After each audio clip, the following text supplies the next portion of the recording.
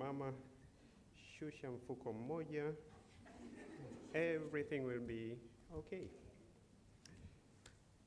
Nikutana na dada mmoja pale nje, nikamwambia ngoja nikufundisha sasa jinsi ya kujua ideal weight. Kwa hiyo chukua urefu wako in centimeters alafu minus 100. Kwa hiyo kama una 170 centimeters tall, minus 100, kilo zako zinatakiwa kuwa 70. Sasa naomba msiniambie wangapi. Wengi uzito wenu mzuri after all. Good. La mwisho kabisa kwenye weight, jamani, mwanamke kiuno. It's true. Lakini let me tell you, kama waistline yako iko zaidi ya sentimita 80 centimeters, uko kwenye increased risk ya kupata magonjwa, na ikifika 88 centimeters, kwa kila mtu akitoka hapa akienda kwa fundi wake, naomba atizame. Mbona mmekaa kimya? Good, nyie watu wazuri bwana. Sasa mimi naomba kina mama, naomba tuwarithishe watoto wetu mali, sio obesity. Unajua my two colleagues hapa, Galina na Juliana, hawa ni obstetricians, senior obstetricians pale Muhimbili, nitawa introduce baadaye. Mimi nilipokuwa nazunguka kule wakati wa intern, unasikia kina mama wanakuja jioni kutizama, mtoto mashallah ana kilo 4, amna mashallah 4 kilos. 4 kilos ni obesity, ni uzito mkubwa. So auntie, it's not mashallah, mtoto amezaliwa na obesity. Now let me switch gears a little bit.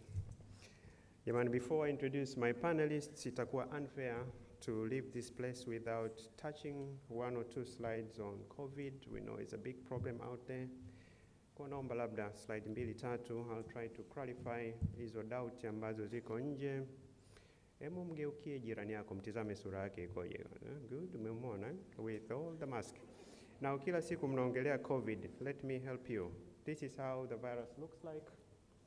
Na ni very important utizame hizo zilizoandikwa spike, membrane na envelope, na huyo mwenyewe ndo virus mwenyewe, kwa sababu chanjo zinatengenezwa kutoka kwenye kipande chochote pale utakachochukua. The common one ni protein kwenye spike ndo inapotokea. March of last year, huyu ndo dada alikuwa mgonjwa wetu wa kwanza na wa COVID Tanzania, alikuwa tambulishwa. Na transmission yake, kwa nini tunasisitiza kuvaa mask? Sasa tizama kama mmoja wenu ana COVID halafu ambia mask. Kwa wale wanaongea kwa sauti za chini, tizama what will happen dakika 2 baadaye, what will happen dakika 15 baadaye, na what happened kama mnaongea kwa lisaa moja. Kwa kadri sauti zinavyopanda ndio transmission ya ugonjwa inavyokwenda. Na principle yake iko hivi. Why did it spread so fast? From China to Europe to US, Middle East, baadaye sisi wikawa the last continent to be affected.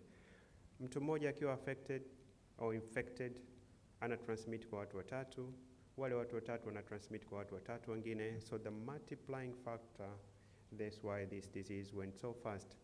Hizi data nani za jana, and all of you have got smartphones. Now look, tarehe 13 tu, last week nilipokuwa natoa seminar pale kwetu kabla ya chanjo, there were over 206 million people infected duniani. Tizama, just a week later, 214 million plus. As of course, the good thing ni kwamba 80% watapona, ndio hizo number 185 na 192. Lakini the most important number hapa, tizameni hizo death. In total, duniani tumeshapoteza zaidi ya 4.4 million people. Sasa hiyo number sio important sana. Important pale wewe na mimi tukipoteza ndugu au jamaa, you just need one person uweze kufeel your grief. So it's a serious disease and it's out there.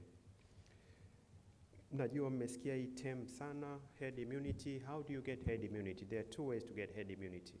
Moja, changanyikeni tu muambukizane, mkifika 60% hamtaweza kuambukizana tena. Hiyo ni njia moja. Njia nyingine, chanja watu, mkifika 60% mmepata herd immunity. Sasa UK walijaribisha herd immunity COVID ilipoanza, na nafikiri wote tunajua mapema tu walistop kwa sababu inakuja na casualty. Sweden walijaribisha the same thing, herd immunity, lakini halfway wakastop. Another good reminder, jamani, hii sio chanjo ya kwanza Tanzania. Tuna chanjo 9. Surua, TB na kadhalika na kadhalika. Hii ni chanjo ya 10. Na hizo chanjo 9 zimeshatusaidia 13 diseases. Tuko kwenye verge ya kueradicate, kuondoa polio. Kwa sababu Tanzania tuko 99% kwenye kuondoa polio. Why? Because of vaccine. So it's very crucial kwanza tuelewe effectiveness ya vaccine. Sasa unapataje vaccine in normal circumstances? Unaanza na research and development na preclinical stage ambao unatumia wanyama. Sasa akiwa ni panya, sokwe na kadhalika, that's a preclinical. Ikifanikiwa unaenda kwenye stage ya pili ambayo inaitwa phase 1. Phase 1 you use about 10 people, unawapa chanjo au dawa husika. Ukifanikiwa unaenda phase 2 ambao unatumia about 100, ukifanikiwa unaenda kwenye 1000. Baada ya hapo ndo unatoa leseni. This is in normal circumstances. Sasa huko mitaani au mitandaoni kila mtu anasema hii chanjo imekwenda haraka, hii chanjo imekwenda haraka, there's something wrong. Yeah, there's nothing wrong. Wale wanaofuatilia, in 2009 Marekani walipata a terrible flu inaitwa H1N1. Mgonjwa alipatikana April, by September 28th the same year kulikuwa na chanjo. Ni miezi 5.5. This is the fastest vaccine iliyotolewa na ilitusaidia wote kwa sababu waliweza kucontent ile flu kule kwao. Just for a reminder, the head of WHO, shirika la afya duniani, linaongozwa na Mwafrika, Dr. Tedros. Anatokea Ethiopia na ndo anaongoza. Kabla ya hapo alikuwa anaongoza Margaret Chan, anatokea China. This fact is very important to know it, kwa sababu tusije tukafikiria kama saa zingine tunavyoelezana kwenye mitandao it's nchi gani thing. WHO inaongozwa na one of us. Sasa inapotokea emergency, kitu gani kinatokea? When I talk of emergency ni vitu kama Ebola, COVID kama hivi. Pale WHO kuna kitu kinaitwa emergency use licensing. Yani kikitokea dharura unatoa leseni ya muda wakati tafiti zinaendelea kupata hiyo dawa husika. Kwa sababu wote tuchukulie kupata vaccine kawaida ni 10 to 15 years. Kwa ina maana tulitakiwa tusubiri paka mwaka 2035. Seriously? Tungeweza kusubiri muda wote huo na tunachokisikia na kukiona huko mjini? So ilipokuwa considered kwamba is emergency, ikatolewa hii leseni. Lakini let me walk you through. Hata unapotoa leseni pale WHO, they don't compromise kwenye safety, immunogenicity ambayo ndo power ile nani kutoa dawa, na wana weigh benefit versus hasara. Kwa hiyo chanjo zilizopelekwa kwenye trial zilikuwa 184, 184 kwenye trial ya kwanza kabla zijapewa hiyo leseni ya muda. Zikachujwa zikabakia 35, zikachujwa zikabakia 34, zikachujwa zikabakia 28. Leo kwenye market kuna chanjo 8 tu. What does this slide tell you? Despite kuipeleka haraka, hawakucompromise kwenye safety. Otherwise tungekuwa na chanjo 184 leo. Kwa hiyo doubt ya kwamba imekwenda mbio, my son anategemea kuja. Mimi nilipokuwa mdogo, bibi yangu kunitengenezea kikombe cha chai ilikuwa inachukua 2 hours. Kuni zimeloa jana kidogo mpaka moto upulizwe.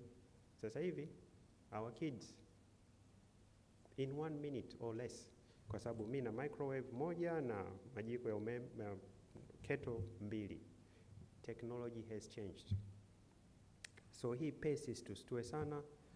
Mpaka sasa hivi kuna chanjo 8 kwa hizi nchi 8 tu ndo zinazotengeneza, na naomba tutizame hiyo Pfizer kidogo, kwa sababu ndo kila mtu anasema kwa nini hatukuletewa Pfizer. Storage ya Pfizer ni katika -60 to 90 degrees. Jamani, hizi sio zile freezer zenu mlizokuwa nazo nyumbani za kutunzia sato. These are big research freezers. Zinapatikana TMDA, zinapatikana Muhimbili, zinapatikana SUA, NIMR na kadhalika. Let's try to imagine what. Mimi natokea Songea kule na Mtumbo. Yule dada nasikitika. No, sitokei Bukoba. My wife is from Bukoba. Okay, kundomana Good.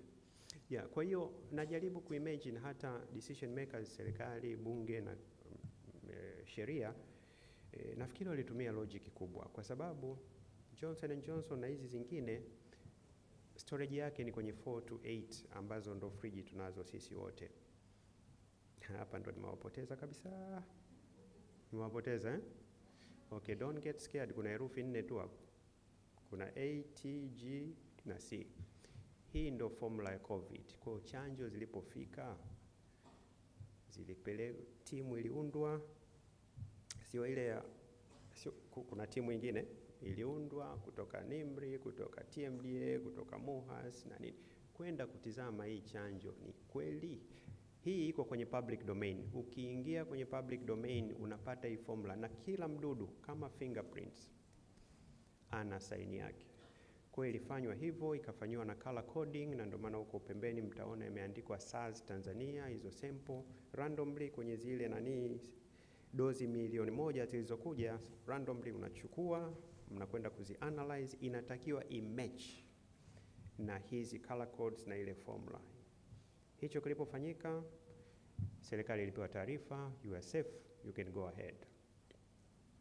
Sequencing, mimi nilipokuwa nasoma my PhD 20 years ago, ilikuwa mashine iko size hii. Sasa hivi ni portable, unaishika mkononi, na hiyo nyuma ni power bank, na huyu ni Profesa Misinzo wa SUA wakifanya sequencing. Jamani, naomba tumpigie kwanza makofi Mheshimiwa Rais. Ilipoambiwa kwamba the chanjo is okay, nafikiri wote tunajua yeye ndo alikuwa mtu wa kwanza kupata chanjo pale, na mwezi wa February Rais Ramaphosa wote tunajua wa South Africa alipata chanjo. Sasa watu gani wanatakiwa kupata? When and who can take the vaccine? Wale walopata corona wanatakiwa kusubiri miezi 3 kabla hawajapata chanjo. Na kina mama, nazungumzia walopata, sio zile corona zenu mjini. Unajua mimi nimepata corona mara 3. I'm not talking about those. Maana humu ndani ukiuliza kila mtu kapata corona. Hata aliyepata flu naye unajua imekuwa ikitrend. Alafu is fashion, unajua nilipata corona. Corona ndio nazungumzia hapa. Umeugua, umekuja, tumechukua sample, tumepeleka kule, ikarudi positive. Unatakiwa usubiri miezi 3. Sasa usikimbie chanjo hapa, unajua mimi nafikiri nilipata corona. Kwa nini tunasema usubiri miezi 3? Ukipata natural disease ya corona, unapata partial immunity kwa miezi 3. Then inashuka chini. Kwa ukija kupata chanjo, it's like a booster. Kwa wale ambao wamefanyiwa operation kubwa, cesarean sections, sisi pale tunapasua moyo kila siku, wanatakiwa subiri kati ya mwezi 1 na 2 kabla hawajapata chanjo. Kina mama wanaonyonyesha, kina mama wanao expect, nilimwona mama mmoja hapa ana expect.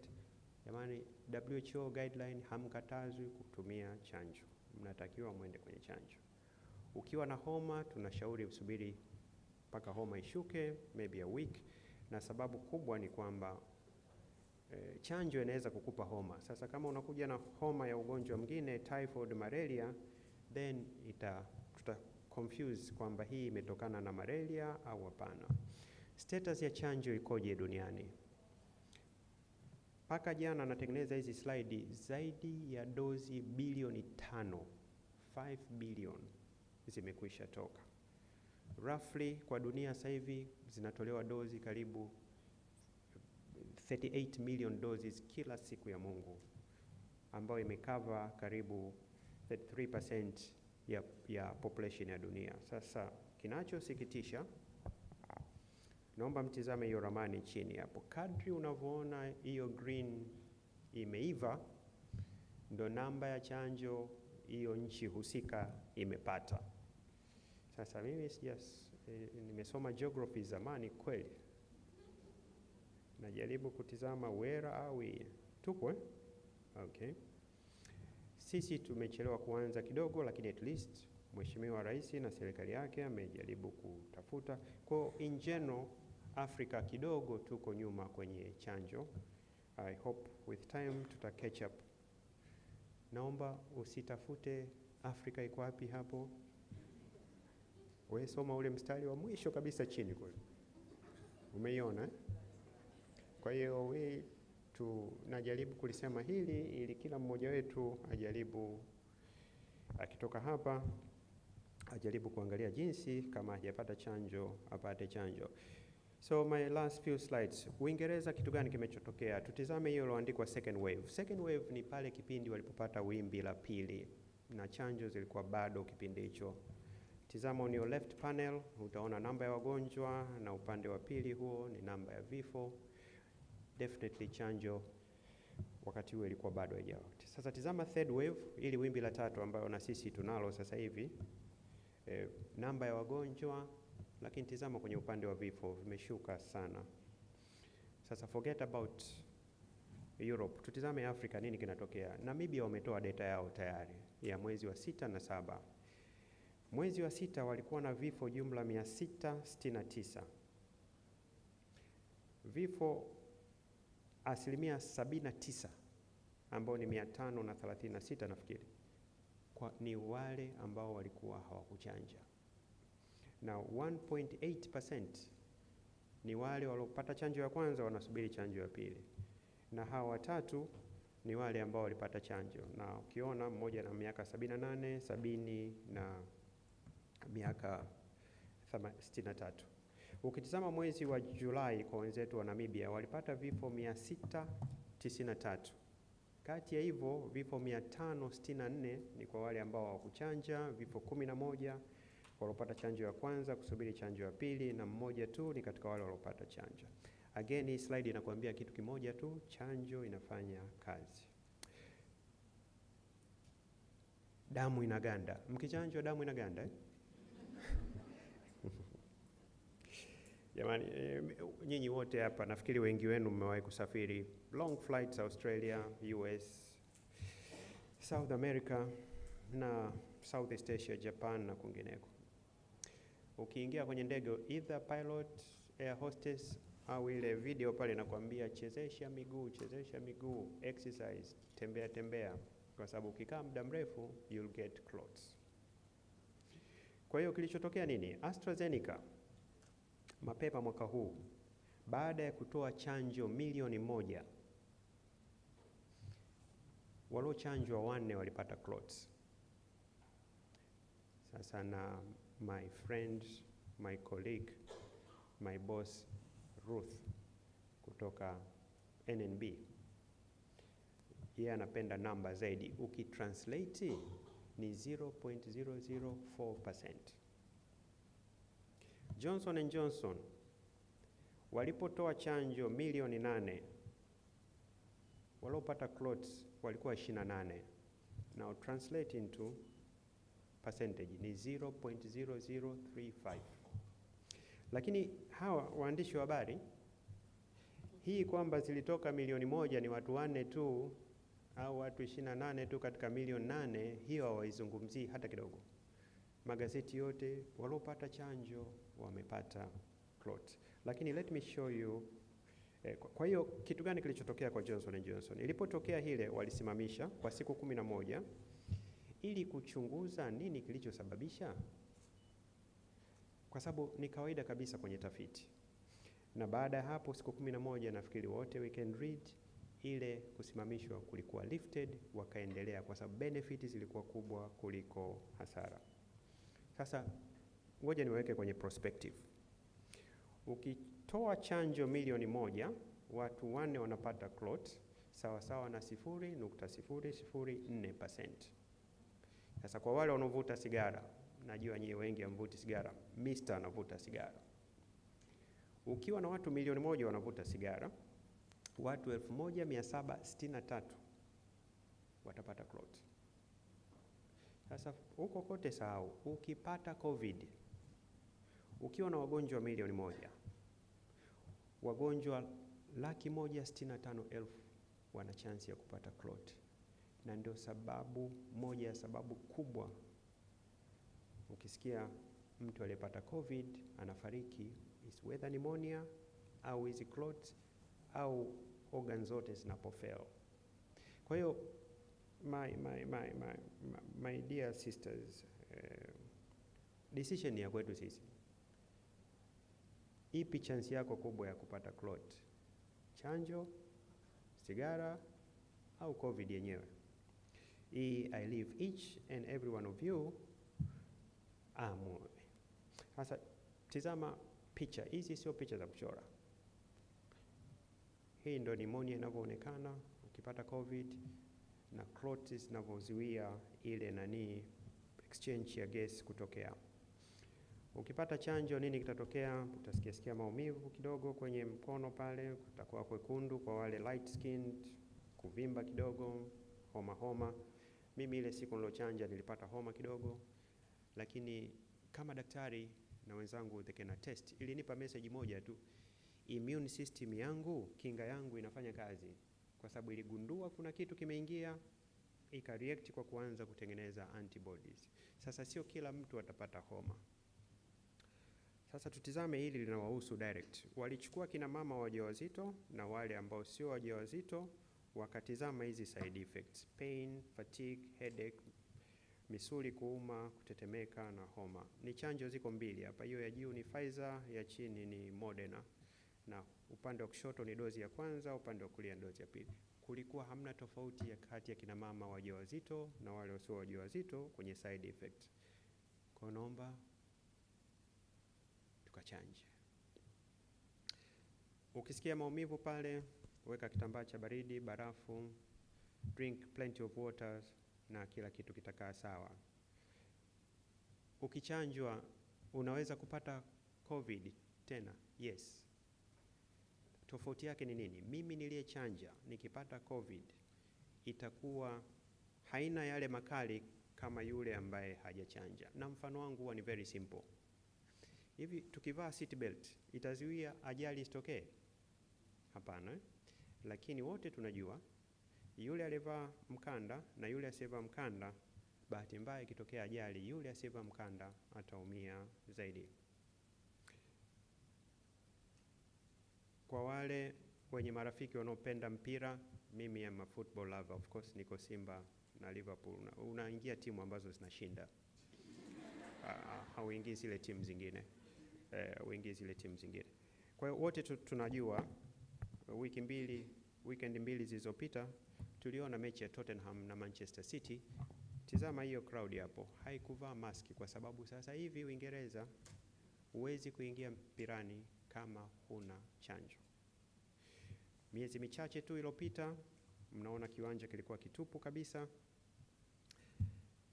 Jamani, decision ya kwetu, na hili sintaligusa sana la kuhusu stressi ya COVID na vitu vingine, nafikiri wataalamu hapa watanani.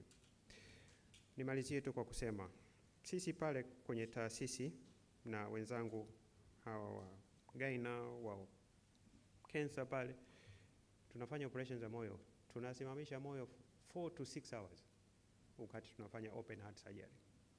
Baadaye tunaustua na umeme, mtu anarudi. Sasa kama mnatuamini kwenye kusimamisha moyo wako alafu tunaustua baadaye, naomba mtuamini kwa hili dogo la chanjo. Manake ladies, unajua hii chanjo ni unatupiwa life jacket.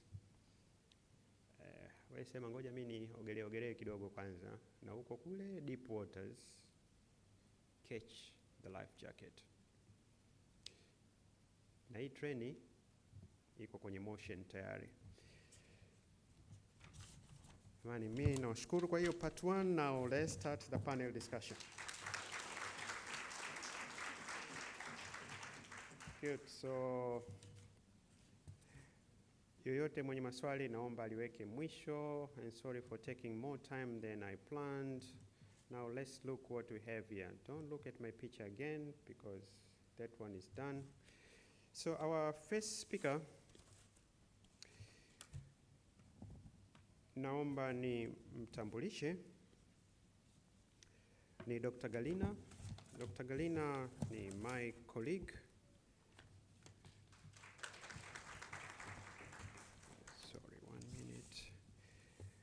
Dr. Galina ni PhD holder katika mambo ya reproductive health from Karolinska University. I'm sure Anne you know it, in Sweden. Vile vile ana hold a masters in obstetrics and gynecology ya chuo chetu Muhimbili. Sasa hii ya ni raisi wa AGOTA. AGOTA ni Association of Gynecologists and Obstetrician and Gynecologists. By career ni yeye ni principal consultant pale kwenye hospitali yetu ya Muhimbili, and she has more than 15 years of experience kwenye area ya kina mama. Now, Dr. Galina, my question to you, hawa kina mama wanakutizama hapa and the ones following us, one of the big issue ni fertility. We all know 1 in 6 couple wana matatizo ya fertility. Sasa yale kina baba leo tusiyazungumzie, tuyazungumzie kina mama. Another issue ambayo inatubother hapa, na najua mko wawili mtapokezana, ni menopause. It's just a matter of time, everybody will go to menopause. Na mimi nilipokuwa medical student ilikuwa inatokea kidogo late, lakini I don't know, with time imebadilika.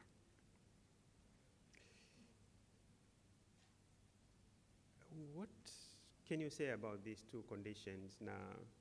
And you can remain seated. And what advice can you give to these ladies? I give you about 10 minutes to brief us on that. Jamani, mwenye swali lolote, you can keep it. Dr. Galina, karibu.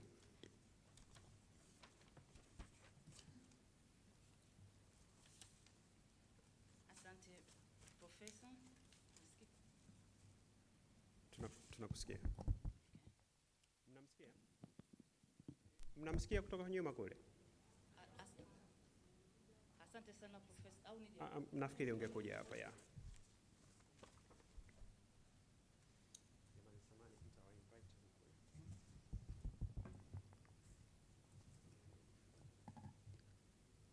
Jamani, habarini za asubuhi. Wakubwa shikamooni, na nadhani labda kuna wakubwa hapa. Professor, nashukuru sana for your kind introduction. Nasikitika tu kuna mstari ukusoma hapo kwamba I'm a Yanga fan. You're a Simba fan but I'm a Yanga fan. Lakini sasa umesema timu ya washindi ni Simba, sasa mimi sijui nisemeje. Ya washindwa.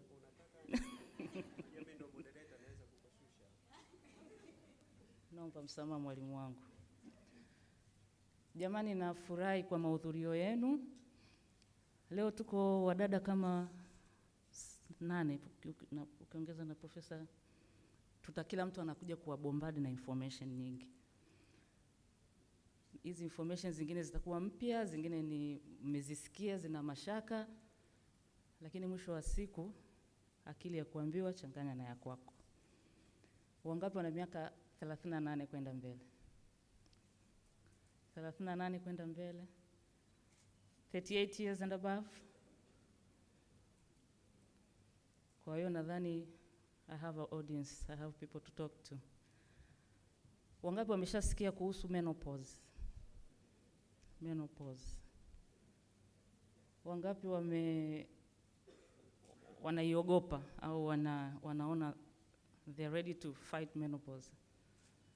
Wachache. Kwa hiyo menopause is a challenge katika women health. Na ni kitu ambacho kila mwanamke, si tunapenda kuishi mpaka miaka 80, 100, si ndio? Lakini ina maana kwamba ukiishi mpaka miaka 80, 100 you'll have to go through menopause. Unfortunately, siku hizi menopause inaanza 36 years, 38 years. Kuna wagonjwa wanakuja wana 36 years. Unakuta wamesoma mpaka wamepata PhD, wanasubiri wakimaliza ndio waanze kutafuta mtoto. By the time anashangaa miss period ya kwanza ya pili, they come to you. Doctor, I've missed my periods. I'm 38, 39 years. I now want to have a child. Ukianza kumfanyia hormonal profile, unakuta wow. Gone. Very sad. Estrogen inaondoka. Estrogen ndio inatufanya tuonekane hivi tulivyo tu. We are smooth, na sauti ya kike. Mimi mwenyewe ni postmenopause, ndio maana sauti ishaanza kubadilika. We have sauti nzuri, ukiongea mwanamume anageuka. That is estrogen. Estrogen inafika mahali inaondoka. Uzee unakuja, uzee unavokuja unakuja na vitu vingi, including losing our estrogen hormone. Hormone Kiswahili chake ni nini lili? Homoni. Kwa hiyo kichocheo. Kuna vichocheo katika miili yetu ambavyo vinatufanya tuwe vile tulivyo. Kwa hiyo kichocheo cha estrogen kinatufanya tuwe wanawake. Ikianza kuja estrogen, figa inabadilika, unakuwa figa number 8, unakuwa mlaini, unaanza kuwa na interest na wanaume, unapata periods, you get pregnant, you're very okay. Lakini ikianza kuondoka, you start losing those things. Unaanza, mbona tumbo langu? Unaanza kuwa figure 9 sasa. Kulikuwa figure 8, now you start becoming figure 9. Deposition ya fats inakuja hapa. Kwa sababu watu wote tuna a little bit of every hormone. Kwa hiyo we also have the androgen ambayo ni male hormone. Kwa hiyo ile male hormone inakufanya sana unaanza kuwa kama baba, kitambi, nini, hips zinaondoka, inaondoka. Sasa afadhali hivyo vikiondoka hivyo, it's not that bad. Kitu ambacho napenda tuwe aware kwamba kikiondoka unaanza kweli kuwikia matatizoni. There are a lot of complications. Cha kwanza ambacho ndio kibaya zaidi, wanawake wengi hatujui kwamba kuondoka kwa estrogen inaweza kutuletea shida.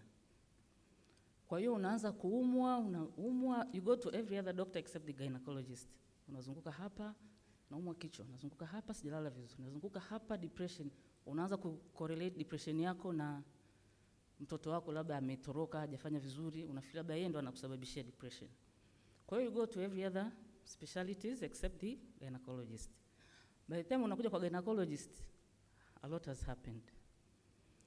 Menopause inadisturb sana psyche yetu. Menopause inadisturb sleep.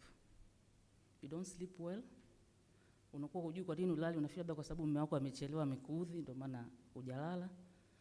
Unakuwa una correlate kazi zako na nini kwamba ndo zinakuletea kukosa usingizi, which is always not right. Menopause. Sayansi ya hot flash siwezi kuisema yote ikaeleweka, inaweza kisilete maana, lakini at the end of the day kuna kitu kinaitwa hot flash. Hot flash kama hivyo neno ninalosoma. Mwili unakuwa kama vile umepata kama radi. Lakini hiyo radi inakuletea joto na kuchangamka. Yaani unasikia kama vile unataka kukimbia. Watu wote wamekaa wanaona kawaida, hali ya hewa ni nzuri. Wewe peke yako ndio unasikia jasho na moyo kwenda mbio, na yani kama vile jamani, you need something ambacho hujui ni nini. Kwa hiyo inawasumbua sana kina mama. Hot flash kibaya ambacho mimi naona sikipendi kuliko vyote, ina disturb metabolism ya calcium. Calcium ndio inatengeneza mifupa yetu iwe migumu, mifupa yetu iwe tusimame tumenyooka kama hivi, tunatembea bila maumivu, ni hormone ya calcium. Kwa hiyo estrogen ikianza kuondoka, absorption ya calcium, metabolism ya calcium inaondoka. Tunaanza kuumwa viuno, na inapenda sana kukula na calcium ambayo iko kwenye pelvic region. Tunaanza kupata fractures za femur, tunaanza kupata bone pain, za kila mahali. Yani unashangaa tu ukiamka asubuhi ukiweka mguu utembea, yani kila mahali panauma, bone pain. Kwa hiyo hakuna calcium inaondoka, baadaye inafika tu hata ukicheka kwa nguvu unavunjika. Unashangaa. Amjasikia wabibi huko anasema alikuwa anateremka tu hapa ngazi akajikwaa kidogo amevunjika femur. Yani amejikwaa kidole lakini anavunjika femur. ubaya wa estrogen, wa estrogen ikiondoka. Kwa hiyo there are a lot of things ambazo zinatokea ukiwa aware. Ukiona umri umesogea, unaanza kuona mwili wako umebadilika, network haisomi vizuri, kila unaumwa tu, vitu havieleweki. Unaenda kwa daktari anakuambia mbona una malaria, unaenda kwa mbona moyo uko vizuri, unaenda kila unakokwenda unaambiwa you don't have any problem. Jamani, naombeni mkumbuke sana kuja kwetu. Na isema very briefly, it sounds very easy, lakini it's just because of the matter of time. Kama mna maswali mtakuja kuuliza. Kingine bado sijamaliza prof. So umeniuliza kuhusu infertility. Yes. Niseme kidogo kuhusu infertility kwa sababu pale Muhimbili mimi na head hicho kitengo na tunafanya kazi na Lilian. Infertility ni shida. Ni introduce tu kwa kusema tunaigawa infertility causes of infertility into three halves. Three halves. The first 1/3 of the reasons ni mwanamke. Wanawake tuna matatizo yetu. The other 1/3 inatoka kwa wanaume. Lakini unfortunately there's another third ambayo hatujui. Tunasema inatoka kwa Mungu. So sometimes you have a couple, kila kitu kiko okay, lakini they're just not getting pregnant. Kwa hiyo hii tunaiacha, na hii ya males, prof amesema tunaiacha. Hii ya kwetu tutadeal nayo, Lili natatupa options on how to deal with it. Lakini niwaombe tu kwamba couple yoyote yenye infertility lazima ije hospitali mkiwa wote wawili. Ukienda peke yako you're just dealing with 1/3 of the matatizo. Prof alishasema statistics. Moja kati ya 6 ya couples have infertility, which is true. Na sisi tunasema ni almost 10-15% of the couples have infertility, and this is on the rise. Na ni kwa sababu hao ni wale wanaokuja hospitali. Huko vijijini hatujui. Na wengine wanakaa kimya, wanakula miti shamba mpaka inawaua. Hawaji hospitali. Kwa hiyo Lilian atatueleza kidogo about the modalities of treatment we have, and the rest of the colleagues will tell us about how to tackle with menopause. Menopause, tunatoa hormonal replacement. Menopause is dietary restrictions, what to do. Menopause, exercise. Kwa hiyo wenzangu watakuja kutuambia zaidi. Nyundo ya mwisho. Na nadhani mliona Agota imetoa tamko. Naomba wamama wajawazito na wanaonyonyesha wachanje. Kama profesa alivyosema, I can't overemphasize. Asante sana. I hope I've kept time.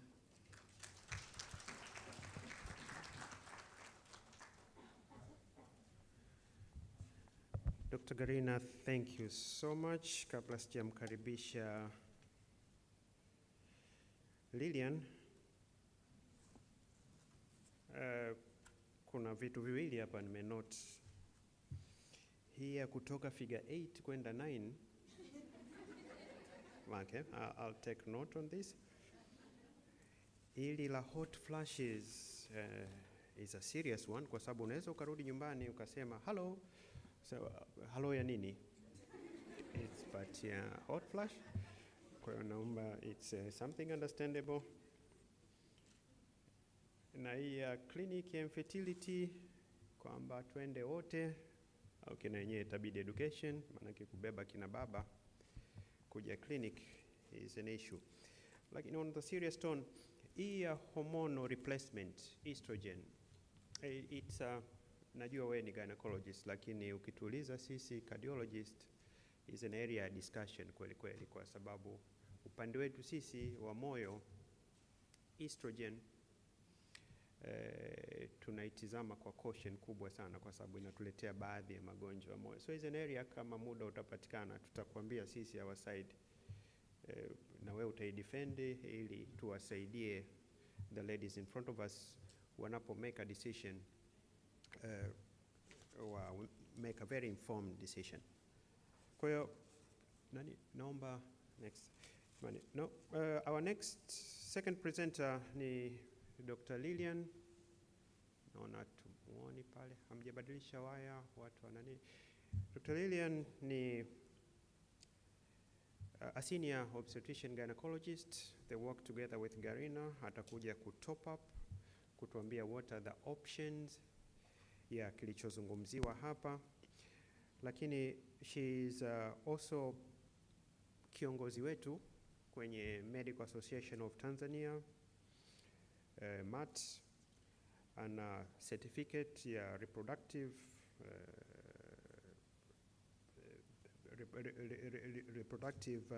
medicine kutoka India, na vile vile she's been working in Muhimbili with a lot of interest of more than 11 years kwenye hii area ya fertility, na mi naomba mchukue namba yake ya simu kwa sababu ndo bingwa wetu kwenye mambo ya IVF.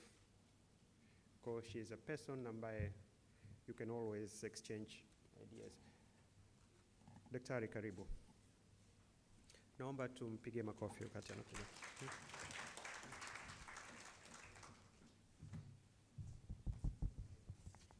Habarini za asubuhi. Wadogo zangu marahaba, wakubwa shikamoni.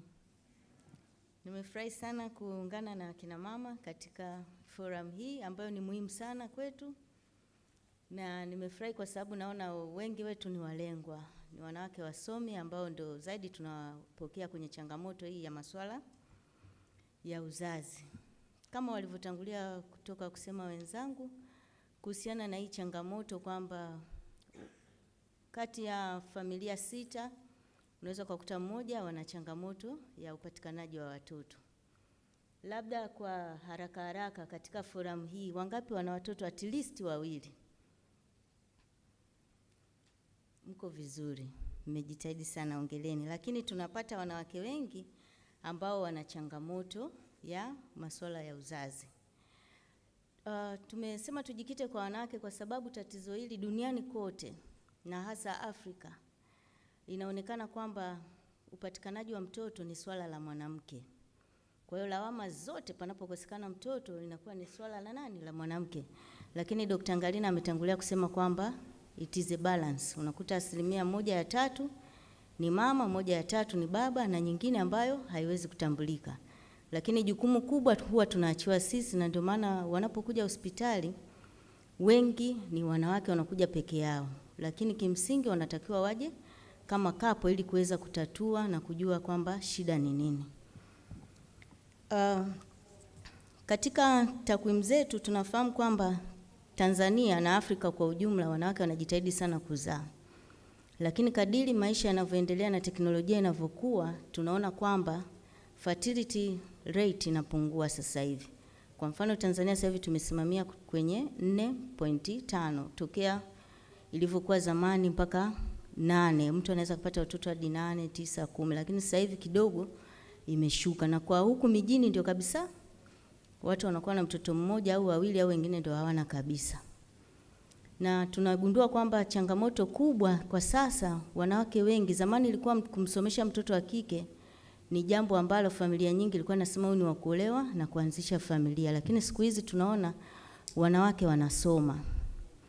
Profesa Janabi ameelezea vizuri kabisa kwamba kadiri tunavyokuwa, especially sisi wanawake, uwezekano wa kuweza kupokea ujauzito unapungua, kwa sababu sisi wanawake mayai yetu yanaendelea kupunguza ubora wake kadiri umri unavyopanda juu, hasa kuanzia miaka 35 kwenda juu. Kwa hiyo hali hiyo imekuwa ikisababisha changamoto kwa familia nyingi. Tofauti na wanaume wenyewe wanaendelea tu kutengeneza mbegu, sisi mayai yanapungua, lakini pia licha ya kupungua hata ule ubora wake unafanyaje? Unapungua. Kama mnavyofahamu, wanawake wengi sasa hivi wako busy katika kutafuta vipato, ndio wazalishaji wakubwa sasa hivi. Tujipongeze.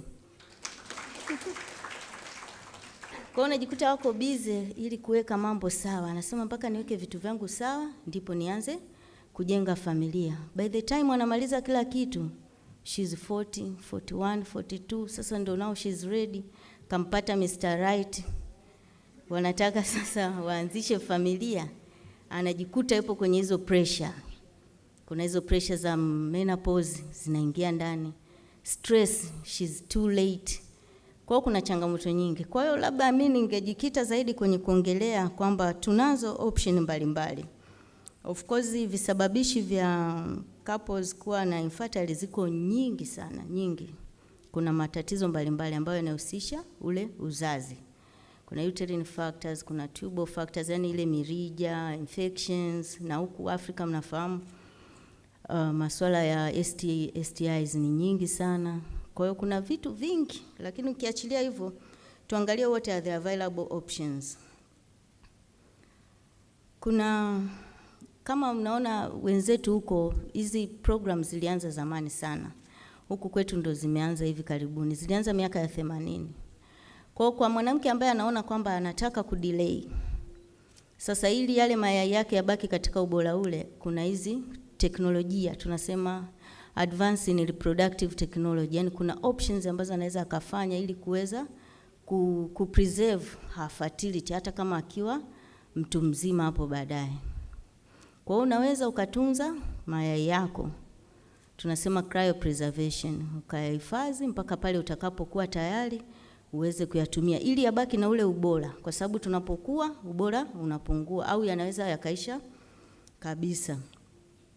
Lakini pia kuna option za huduma ya IVF. Kwa mfano tunasema kadiri unavyokuwa zile chances zinapungua sana, kwa hiyo kuna huduma mbadala ya kuweza kukusaidia wewe, na huduma hizi zinafanyika maabara. Kwa hiyo tunaweza tukatumia yai lako aidha ulilolihifadhi au kwa sasa hivi kama lina ubora na mbegu ya baba, tukafanya mambo yetu tukakuwekea kwenye uzazi wako. Pia kuna wanawake wengine pia wamepata bahati mbaya wakaolewa na wanaume ambao hawazalishi mbegu. Pia kuna huduma ya kuazima mbegu kwa mwanamume mwingine na kuweza kufanya hiyo huduma. Au wana mbegu chache, tunawaona kabisa sasa zile mbegu zikiwa chache, pia uwezekano wa kusababisha mimba unakuwa mdogo. Kwa hiyo tunaweza tukaichukua ile mbegu yake moja tu, tukaingiza direct kwenye lile yai la mwanamke. Kwa sababu aina za hii reproductive technology ziko namna mbalimbali. Kuna ambayo unaweza kaweka mbegu yenyewe ikakimbia, ikafertilize yai, au nyingine mkainject direct kwenye yai la mama. Au wote mkawa mna matatizo, tukawaazimia embryo. Yani tumechukua yai la mwanamke mwingine, tukachukua na sperm ya mwanamume mwingine, tukatengeneza maabara, hiyo inaitwa donor embryo. Yani mmeazima kila kitu. Tunakuwekea, unabeba mimba, unazaa yule mtoto. Kwa hiyo option zipo nyingi, lakini kikubwa ni hiyo preservation. Kwa hiyo kwa wale ambao wana delay na una uwezo, kwa sababu huduma hizi sio rahisi, zina gharama kidogo. Kwa hiyo kwenye uwezo wanaweza wakatumia huduma hizi. Kwa bahati nzuri hapa Tanzania tayari huduma hizi zimeshaanza kwenye baadhi ya hospitali za private. Japo sio maarufu sana kama mataifa mengine. Kwa mfano India, ukienda kila street kuna hospitali moja ya IVF, lakini kwa hapa Tanzania ni za kuhesabu. Lakini kikubwa tuishukuru serikali yetu ambayo imeonesha utashi wa kutaka kuleta huduma hizi katika hospitali za serikali, ambapo Muhimbili ndio itakuwa champion na Madam Galina yeye ndio ana lead hicho kitengo. Kwa hiyo nafikiri labda in near future, few years to come, Tanzania kwenye huduma za serikali tutaweza kutoa huduma hizi, na option hizi zote nilizozitaja zinaweza zikafanyika. Kwa hiyo kwa wenye ndugu zao ambao wana uwezo wanaweza wakapata hizi huduma. Kwa hiyo message yangu kwenu ni kwamba tunapokuwa tupo kwenye kutafuta, tunapokuwa kwenye kutaka kujiendeleza, tukumbuke kwamba umri kwetu sisi wanawake ni fakta kubwa sana kwa ajili ya future yetu. Kwa hiyo tuangalie sana tunapojipangia masuala yetu ya uzazi, kusudi tusije tukafikia mahali tukachelewa sana tukakosa. Asanteni sana.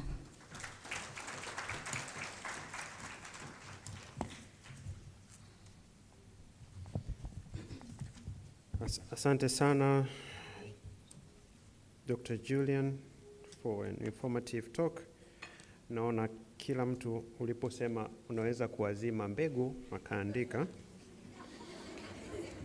Yeah, mimi ni mtafiti, kwa hiyo I do my observation. Kuondoa meza ya mbele kule nyuma wote wameandika. Now let's change gears kidogo. Our next speaker ni Dr. Skuzani Muya. Dr. Skuzani Muya ana masters in Radiation and Oncology kutoka South Africa. Ni mtaalamu wa cancer pale Ocean Road na amebobea zaidi kwenye mionzi.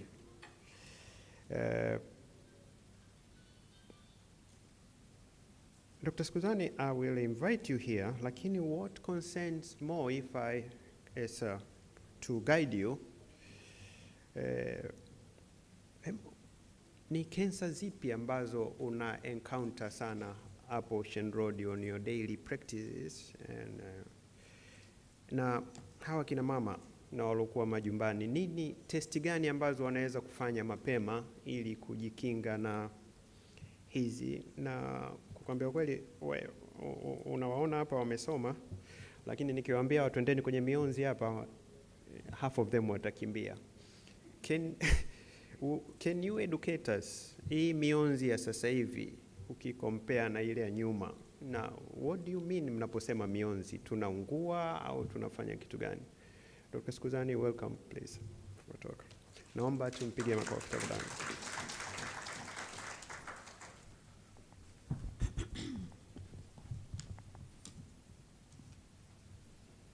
Habari ya asubuhi.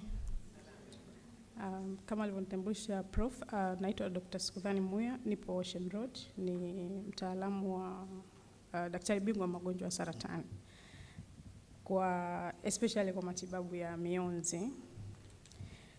Sasa sijui nianzie wapi. Okay.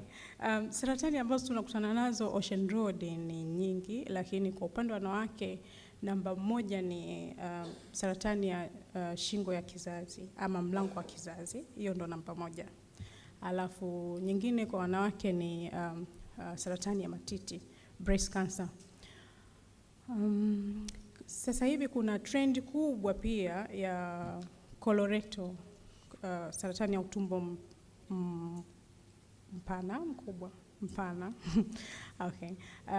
Nyingine ni saratani ya koo la chakula, CA esophagus.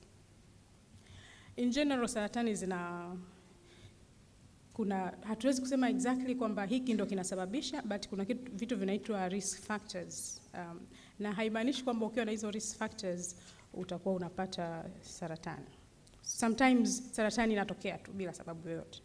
Kuna mtu hana exposure yoyote, hana ndugu mwenye kansa, yani genetics ziko sawa kila kitu, lakini anapata saratani. Kwa mtu yoyote anaweza kupata saratani, na saratani inaweza kutokea kwenye kiungo chochote cha mwili, popote pale kinaweza kupatikana.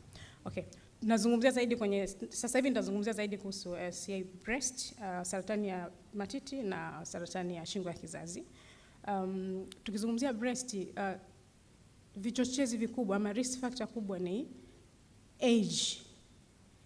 As you grow older, na pia as being a woman tayari ni risk factor ya kuwa na breast cancer. Kingine ni genetic factors. Kuna watu ambao kwenye familia kuna hizo mutation inaitwa. Kuna vitu vinaitwa BRCA1, BRCA2, mtu akiwa nayo anaweza akawa na chances ya kupata saratani ya matiti ama saratani ya ovaries. Kingine ni reproductive style, kwamba ukipata menarche, kwa maana ya kuvunja ungo ukiwa mdogo sana, chini ya miaka 12, ama ukichelewa pia kupata menopause. Alikuwa anazungumzia Dr. Ngarina. Kuna age, lakini ukichelewa kuanzia ukichelewa mpaka kufika miaka 55 bado hujapata, na yenyewe pia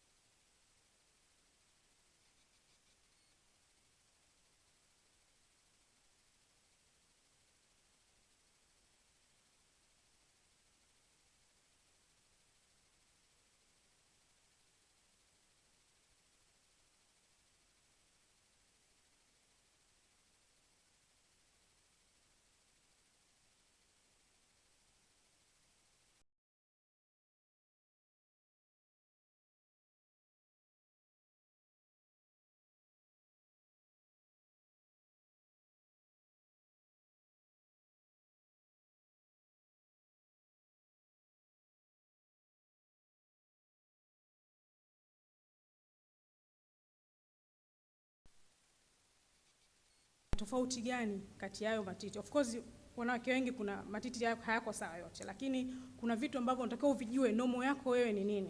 Nomo ya mimi sio nomo ya yule, wala sio nomo ya yule. Kwa hiyo unatakiwa ujue matiti yako yakoje.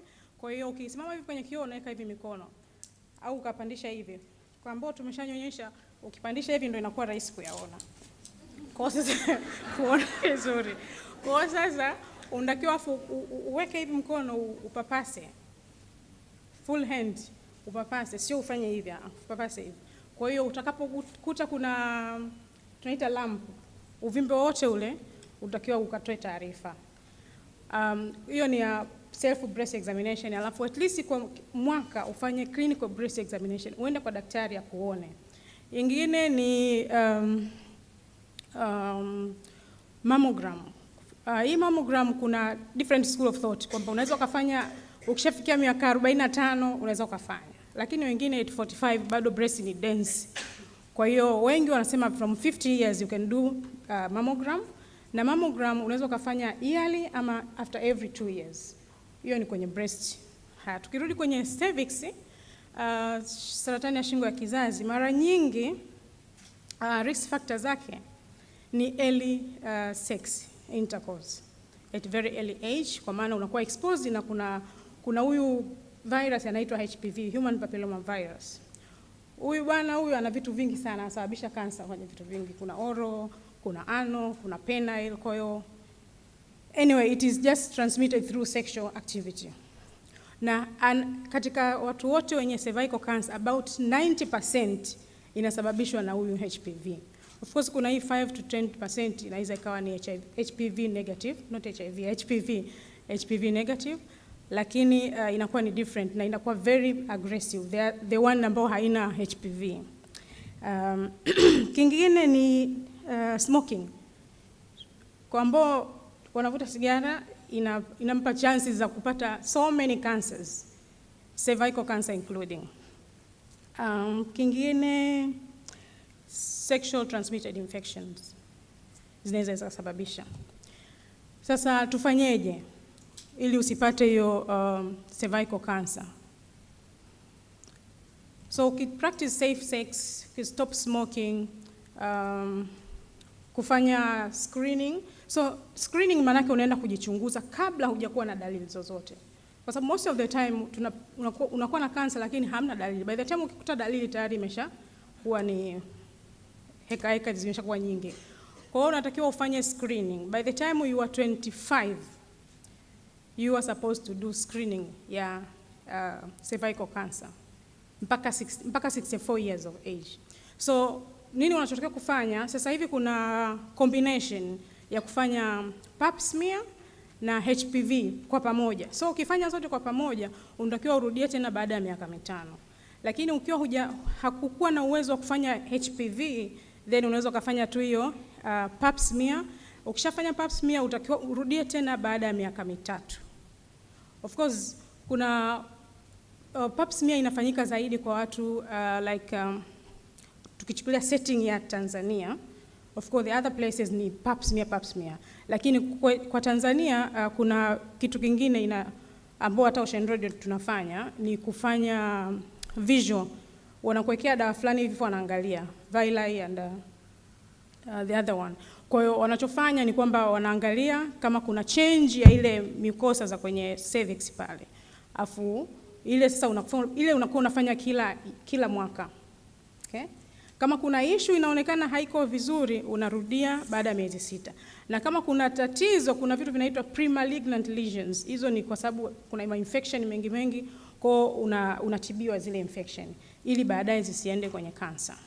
Kwa that's what you're supposed to do as a woman, to do screening. And this screening ya bone ya breast na cervix zinafanyika pamoja. Ocean Radio inafanyika Monday to Thursday. Bure, ulipi. Kuna watu wengine, kuna hospitali nyingine unaweza ukaenda, I'm not sure their terms, lakini Ocean Road ni bure. Sehemu nyingine ambazo zinafanyika hizo vipimo ni siku hizi kwenye antenatal clinic. Kwa mama wajawazito wanajua kule kwenye clinic wakienda kufanyiwa na wanafanyiwa pia na examination hizo. Screening za cervix na breast. Haya, nimezungumzia kuhusu hizi zote, breast na cervix. Mionzi. Mionzi ni matibabu ya saratani kwa kutumia x-rays. Zamani ilikuwa ukiwa na kansa lazima utibiwe na mionzi. Na kuna baadhi ya kansa kweli ni lazima mionzi ndio matibabu yake yani. Kwa hiyo kinachotokea ni kwamba ni mtu mwingine akifika pale anasema mionzi ni kuunguzwa. Hapana. Ni kama unavyoenda kufanya x-ray ya kawaida, whether ni ya kifua ama ya wapi, lakini sasa dozi yake ile inakuwa ni kubwa. Kwa ambao wameshakuwa na wagonjwa wenyewe wanaweza akatest for that. Kwa maana ukienda kutibiwa it's like hardly 10 minutes you are done. Lakini sasa dozi yake ni kubwa na inakuwa directed pale kwenye ugonjwa. Mashine tulizokuwa nazo sasa hivi ni kwamba una mgonjwa unamuona, unasema kwamba huyu patient nitampa mionzi, kwa hiyo unachofanya ni kwamba anafanywa CT simulation, ni kwamba una locate sehemu ambayo unatakiwa kutibu. Kwa hiyo unachofanya ni kwamba ile sehemu unaoitibu unaiweka alama, alafu zile viungo ambavyo viko karibu ya hiyo sehemu unavi-identify, alafu kuna mtu ana plan hiyo mionzi. Akiplani, daktari unakuja kuambiwa, daktari hii plani unaionaje? Kwa so as a doctor unachoenda pale unaangalia ile plani, dozi imeenda kwenye unapotibu kiasi gani na viungo vya karibu vimepata dozi kiasi gani. Kila kiungo kina dozi yake, tolerance dose. Kwa hiyo unaangalia kwamba je, labda natibu titi, chini ya titi kuna moyo na kuna mapafu na kuna spinal cord. Kwa hiyo kila kiungo kina dozi yake ambayo ni tolerable worldwide. Kuna guideline ambayo inakupa kwamba okay, dozi yangu ambayo imeenda kwenye heart haitakiwi izidi 5. Kwa hiyo hii plani dozi imeenda 7. Kwa hiyo unachofanya nasema hapana, sitaki dozi iwe 7, punguza. Unamwambia tena plana arudie tena upya mpaka wewe zile dozi unazozitaka zifike, ndio una prove kwamba mgonjwa akatibiwe. So this is what about mionzi. Asante.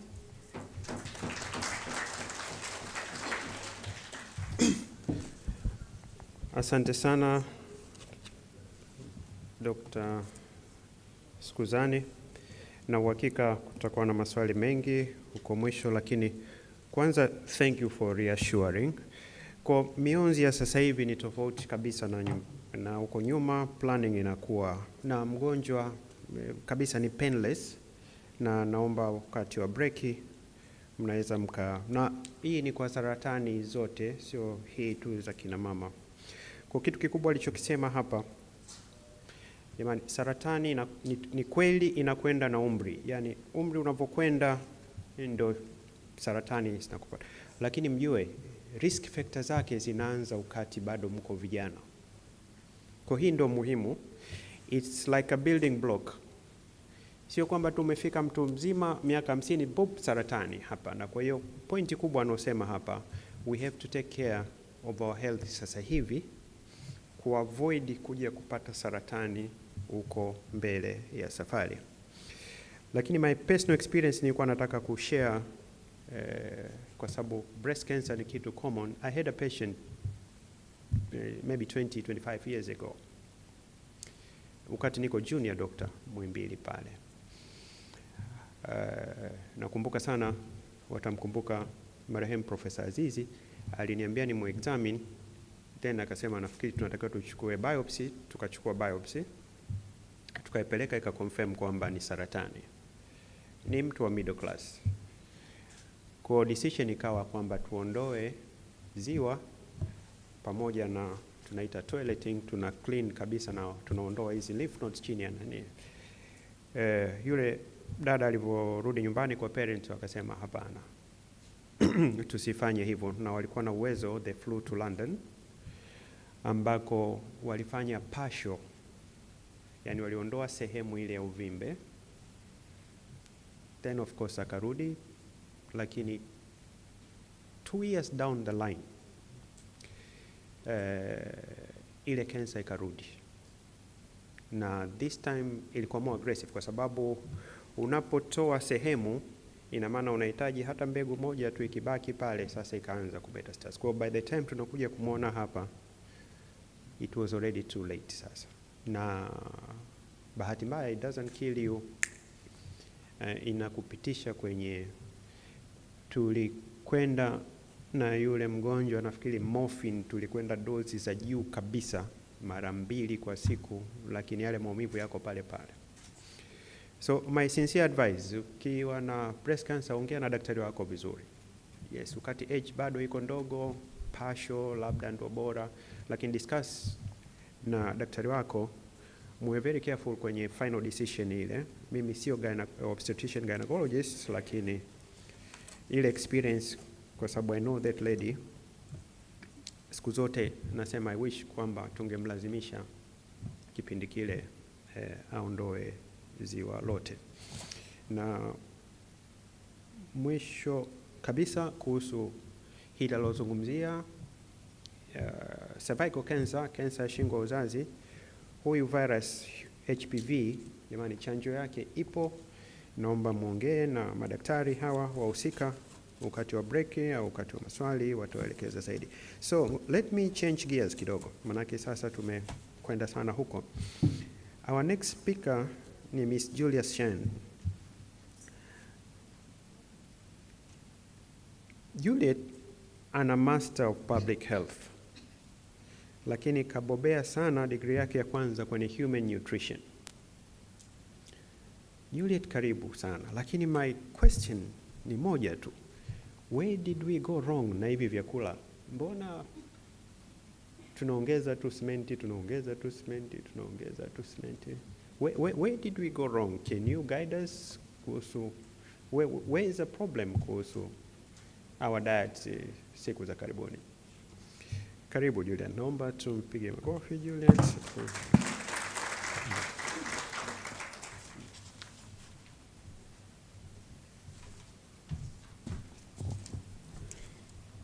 Habarini za saa hizi.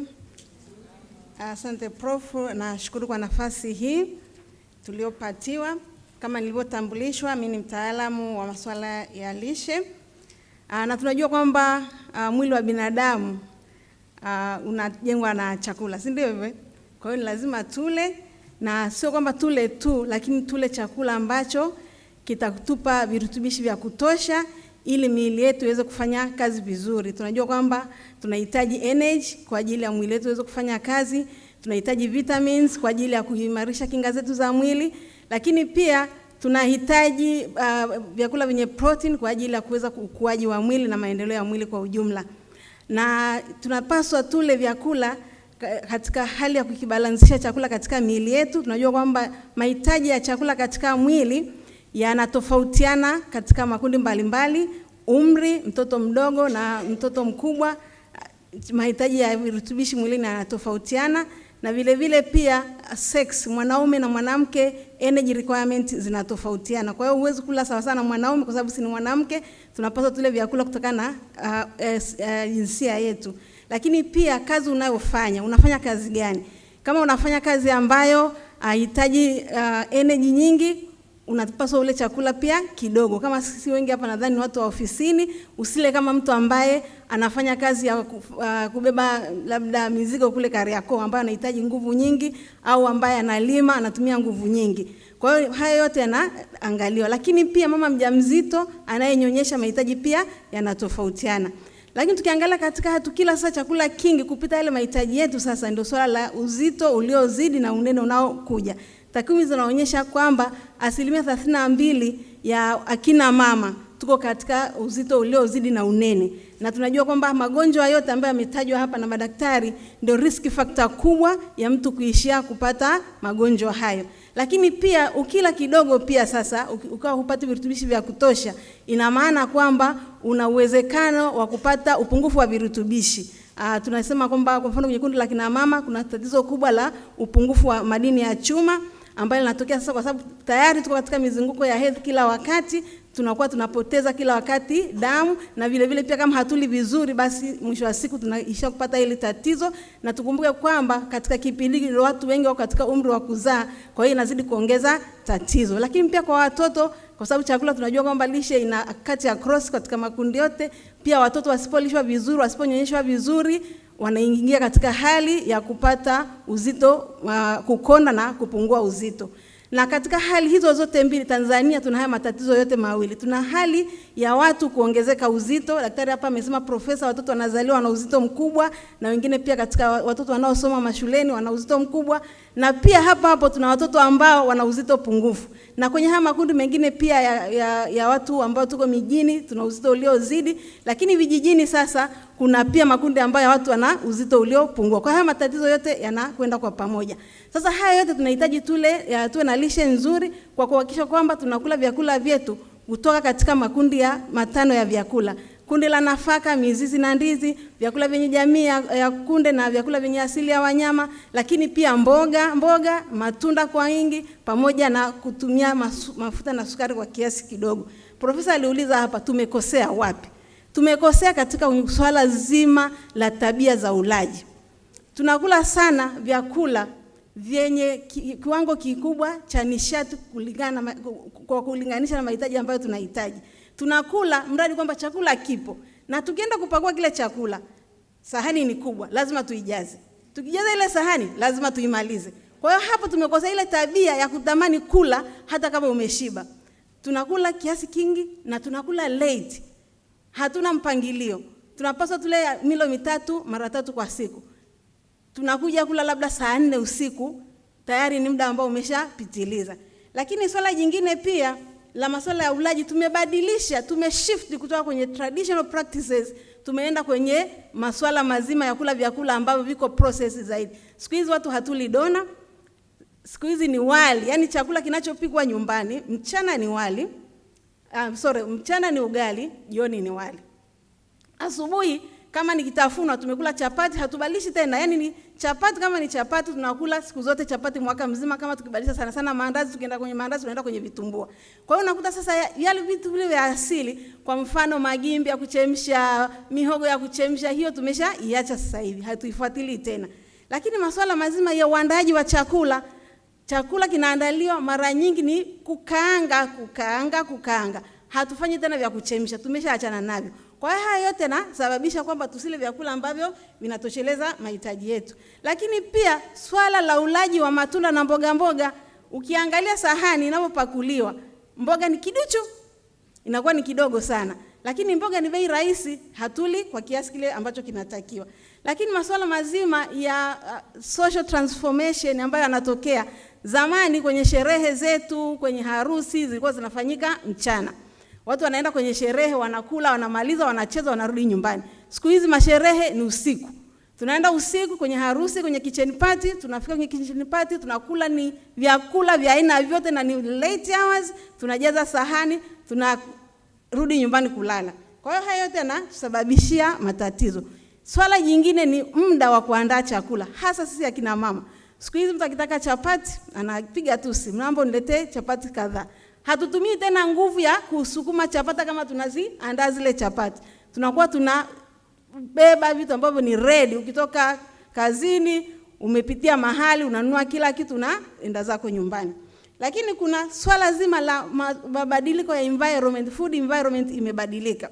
Sasa hivi, zamani kulikuwa kwa sababu ya urbanization, miji inakuwa. Kwa hiyo kila mahali unakoenda vyakula vinavyoandaliwa ni vyakula ambavyo vimekaangwa. Zamani ilikuwa ni mara chache sana kukuta kijijini kuna chips. Lakini siku hizi vijiji vyote kuna masuala ya chips. Na vile vile pia masuala ya matangazo na marketing. Unakuta matangazo yanatangazwa soda pamoja na baga. Kwa hiyo zinatamanisha mtu kuweza kula hivyo vyakula. Lakini pia ukija kwenye masuala ya upatikanaji wa vile vyakula ambavyo sio vizuri kiafya, kwa mfano vyakula vyenye sukari nyingi, vyenye chumvi nyingi, vinapatikana kirahisi ukilinganisha sasa matunda. Saa nyingine mtu anaona kwamba sio rahisi kuyanunua, hasa kipindi cha kiangazi. Lakini pia tuna makampuni makubwa, kwa mfano siku hizi hapa mjini kuna KFC. Jumanne kila siku kuna discount. Sasa ile yote ina attract watu kwenda kununua vyakula na kula vyakula ambavyo sio vizuri. Vile vile swala la income. Mtu akibadilishwa mshahara, amepata kipato kizuri, anabadilisha ile mfumo wake wa manunuzi. Anaenda sasa kununua vyakula ambavyo viko processed, anaachana kama alikuwa ananunua sokoni labda kule Kariakoo, anabadilisha anaenda sehemu nyingine kutafuta vyakula ambavyo viko processed. Sasa tufanye nini? Kwanza wanaita maisha bwete, kuna msemo tuliusikia jana, kuacha maisha bwete. Maisha bwete ya maana ya kukaa. Sio kwamba tusile, lakini tule pia kwa kufanya shughuli mbalimbali ili tuweze kufanya expenditure ya vyakula vyetu. Vile vile pia tule vyakula ambavyo ni balanced kutoka katika makundi yote ya vyakula, na tuhakikishe kwamba tunaongeza kiasi cha matunda na mboga mboga, na vile pia kula vyakula vyenye fiber nyingi ya kutosha ili tuweze kuzuia masuala ya constipation, na vile vile tu limit consumption ya sugary foods, na vile vile kunywa maji safi na salama ya kutosha. Tunasema hivi, asubuhi kula kama mfalme, mchana kama malkia, usiku kama maskini. Asanteni.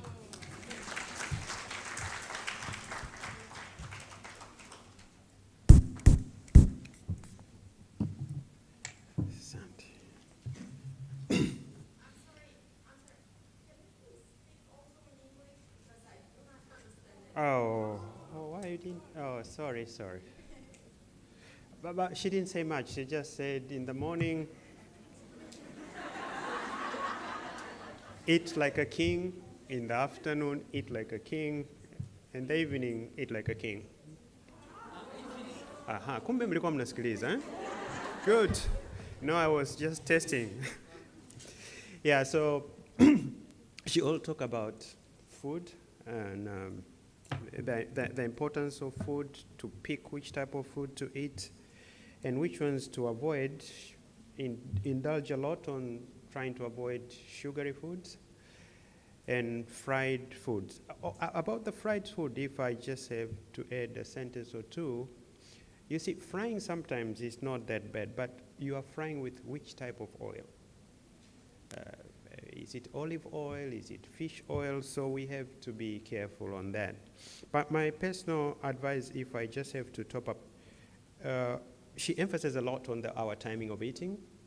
If you eat past 10, after that you watch television or you talk or you chat, and then you go to bed. So everything is not used, goes into store, and it tends to build your weight up. But what I do, I advise my patients and everyone above 30, I don't even go above 40. If you want to control your eatings, tell Dada, or if you put the food yourself, use this style they call platted. You tell Dada, okay, quarter of my plate should be veggies, salads, and a little bit of starch. So that's your dose, rather than this traditional one where the whole food is on the table, then hapa kidogo shosti unasemaje, hapa kidogo umemsikia nani kasemaje, yule wa kule nani wanaandikaga kwenye social media, umesikia nani club, then you'll eat 2 to 3 plates bila kujijua. Okay? Nilichokuwa na emphasize hapa kuna hii inaitwa plated. Either we mwenyewe au dada apakue chakula tayari kwenye sahani, kikiletwa kwenye meza, hiyo ndo dozi yako. Lakini hiki cha kwetu, hapa kuna hiki, hapa kuna hiki, kina mama mtaishia kula sahani 3 bila kujijua. And the last but not least, she emphasizes a lot on moving. I will share with you my personal few secrets how I work. Bathroom zangu zote katika maisha yangu for the past 25 years kunakuwa na weighing scale. I'm obsessed. Mi napima uzito asubuhi, napima uzito jioni. Yaani asubuhi tu nikiingia bathroom napima uzito. I'm 66 kilos.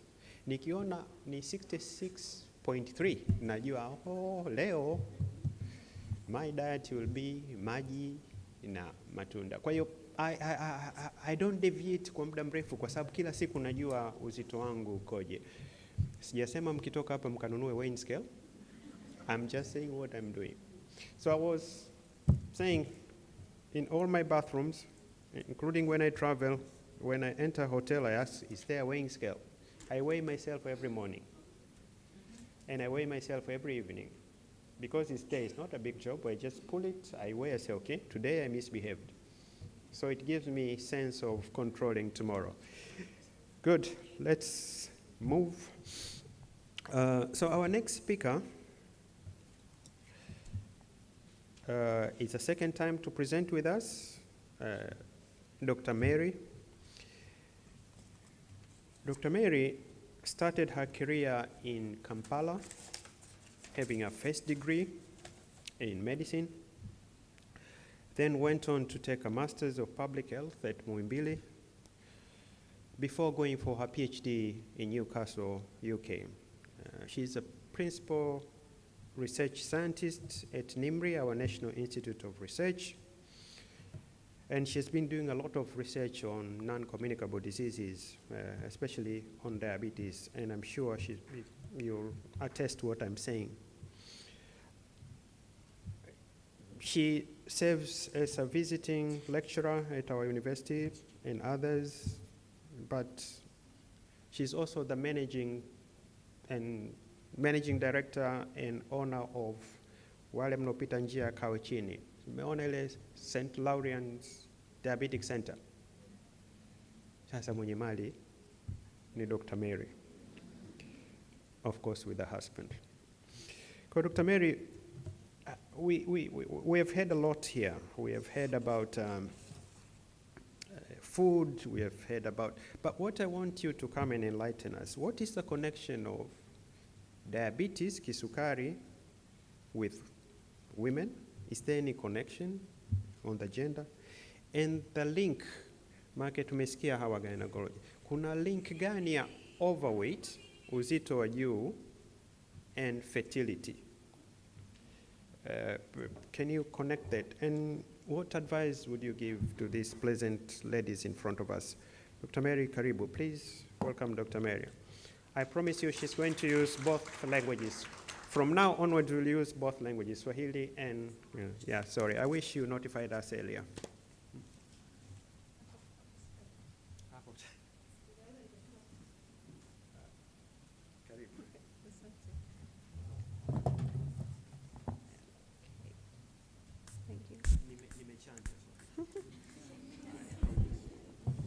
Asante, Sophia. Thank you. I think it's still good morning. Good morning to you all. My name is Dr. Mary Maige, as I've been introduced. I'm a principal research scientist at NIMRI, and I've been working around this area for the past, I think, I can say 20 years, because my interest has always been around non-communicable diseases since I was in medical school. So I've been a doctor, I think, for about 18 years. Kwa hiyo, wadogo zangu marahaba, wakubwa shikamooni, because I might look like a teenager, but I'm not. So Professor ameniuliza maswali magumu kidogo, but I'll try to link with diabetes. Diabetes is basically a disease ambayo, it's a condition, it's rather not a disease, ambayo inakuja when you have an imbalance kwenye metabolism ya sukari. So when you have an imbalance in glucose metabolism, that's when we say somebody has diabetes. Normally when you eat, when the food is metabolized, the end product, some of it is sugar, especially the energy that comes from vyakula vya wanga, tunasema from carbohydrates and other foods. So all the foods have some form of sugar in the end, na ile sukari inatakiwa isizidi kiasi fulani kwenye mwili. And we talk about a cut-off point of around 7, kwamba mtu ukipima sukari yako kabla haujala, if you've not eaten for the past 8 hours, and then when you come and check your sugar, it should not be more than 7 millimoles per liter. Kwa hiyo ikizidi hapo tunasema huyu mtu ana kisukari. So when your sugar is higher than that, mwili unakuwa hauwezi kufanya kazi vizuri. Na ukienda kwenye nchi nyingine, because the threshold kwenye mwili wa binadamu huwezi kusema kwamba kuna mstari kwamba kupita hapa this is normal and this is not normal. Lakini we put a line to define a disease kwa sababu huwezi kutibu kila mtu. But when the sugar is above 6, most of the times your body is not able to function vizuri. So kama umekula yale maandazi na vitumbua na kila kitu, sukari yako inapanda, lakini mwili wetu una uwezo wa kudili na ile sukari within a few hours ile sukari inakuwa imeshashuka to what your body can actually manage. Lakini kwa mtu ambaye kuna kitu kinatokea kwamba hawezi sasa kufanya hiyo shughuli ya kuishusha hiyo sukari, ndio pale tunasema mtu anapata kisukari. So at some point when you're younger, mwili wako unaweza kuhandle that. Na umri unavyozidi kwenda, ndio uwezo wetu wa kutumia ile sukari unapungua, kwa sababu kama tulivyoambiwa, unavyozidi kuwa mtu mzima, hata ile metabolic rate na uwezo wetu wa kutumia kile chakula tunachokula unapungua. Na ndio maana Juliet pale alisema mahitaji ya chakula yanatofautiana na umri, yanatofautiana na sex, na hiyo basically ni kutokana na uwezo wetu wa kuchakata kile chakula ambacho tunakula.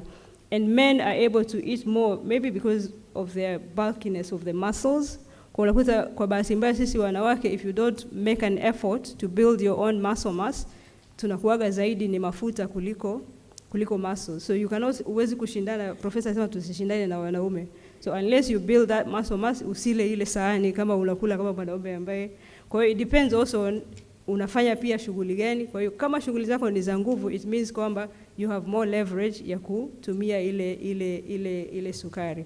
Labda tu nirudi na kusema kwamba sukari ni tatizo kwa kiasi gani kwa nchi yetu.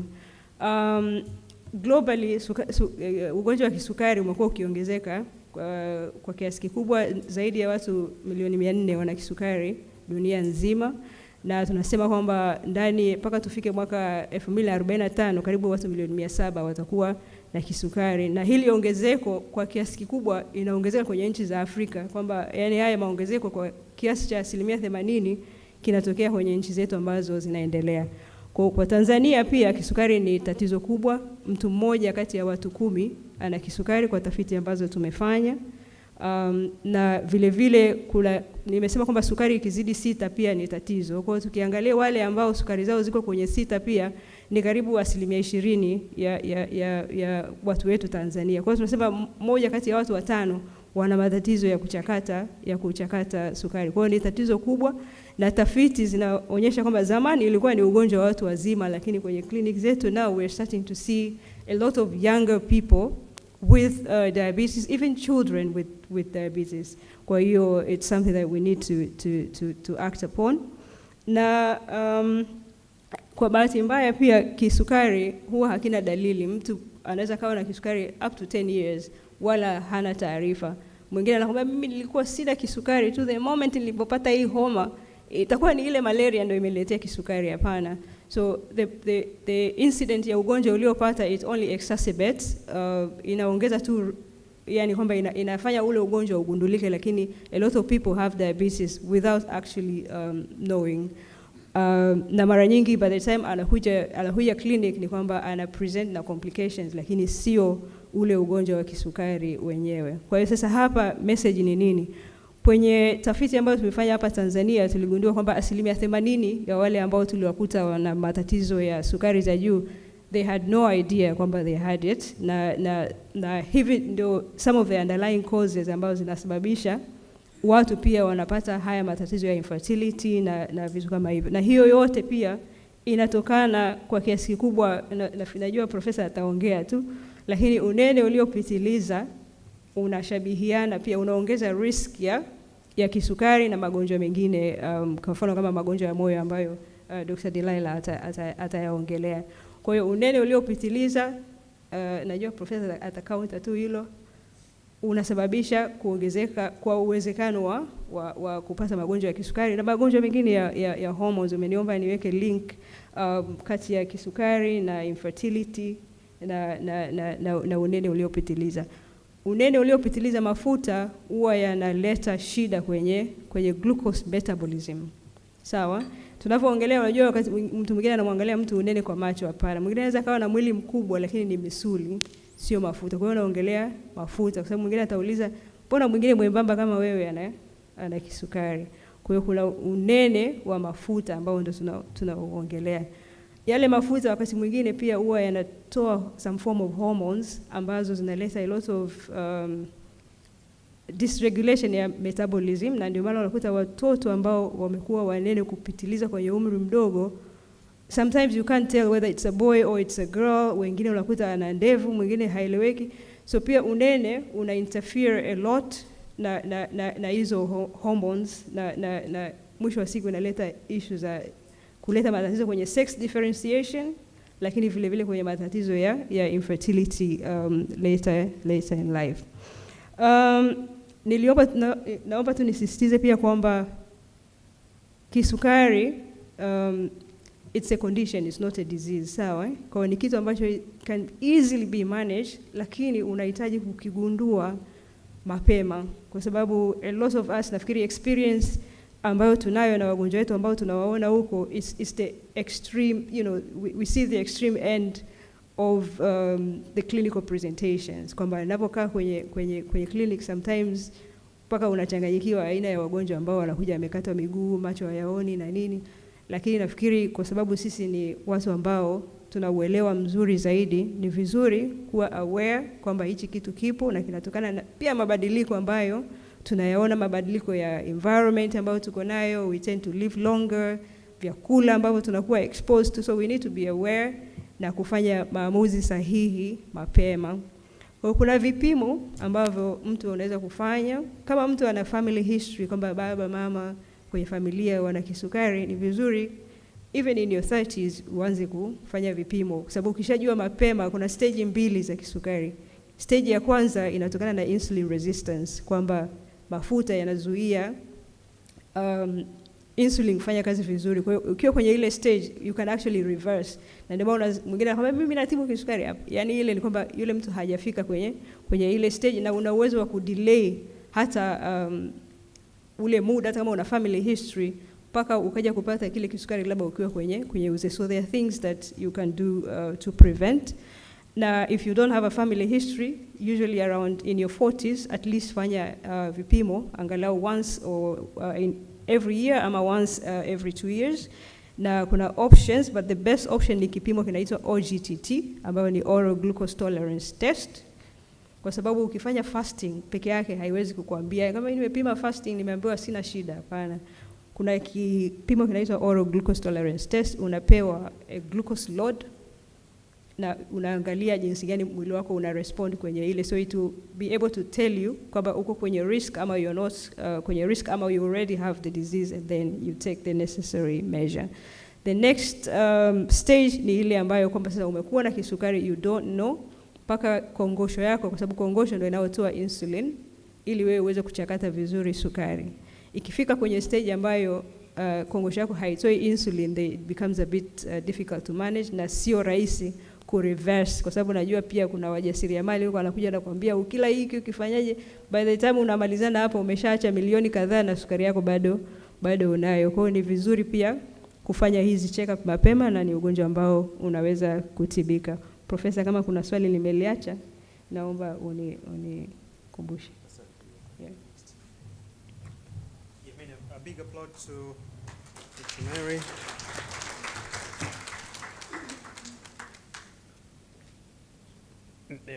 Nita simplify kidogo ili la mwisho alozungumzia kuhusu test ya OGTT. I always tell my patient, ninapochukua history, I like to know kama una family history ya kisukari. Any of your parents, your grandparents, or your siblings kama una kisukari. Sasa hiyo testi ni kwamba sisi wote tunaweza hapa tukawa tunasema hatuna kisukari. Kabla hujafikia kwenye kisukari kuna hatua. Kuna insulin resistant, kuna pre-diabetes, then diabetes. Yani unaanza na insulin kutofanya kazi sawa sawa, alafu unakuja hatua za awali za kisukari, then kisukari. Sasa hiyo testi ni kwamba unamuombe daktari wako. Wewe kumbuka OGTT. Utamuomba daktari wako kufanyie, na kama alivyosema Dr. Mary, utaitwa hospitali, utapewa glucose iliyowekwa kwenye glasi ya maji. Tunaanza kuchukua sukari kwanza, alafu baada 1 hour, baada 2 hours. Tukiona kwamba haiko sawa sawa, sio kwamba utaanzishiwa dawa. Mara nyingi tutaanza kuchukua zile hatua za awali za kujaribu kukukinga usije kwenda huko kwenye sukari. We prevent you going to a full blown diabetes. Sasa another thing ambayo ameigusia sana doctor hapa, you see when we were doing our medical school or when we were junior doctors, kuna kisukari kiko aina mbili, cha insulin ambao type 1 na type 2 ni kile cha vidonge. Kulikuwa na hilo term adult onset diabetes, yani kisukari kilichoanza ukiwa mtu mzima. Naomba kusisitiza sana alosema Dr. Mary. Sasa hivi tunaona watoto wana kisukari.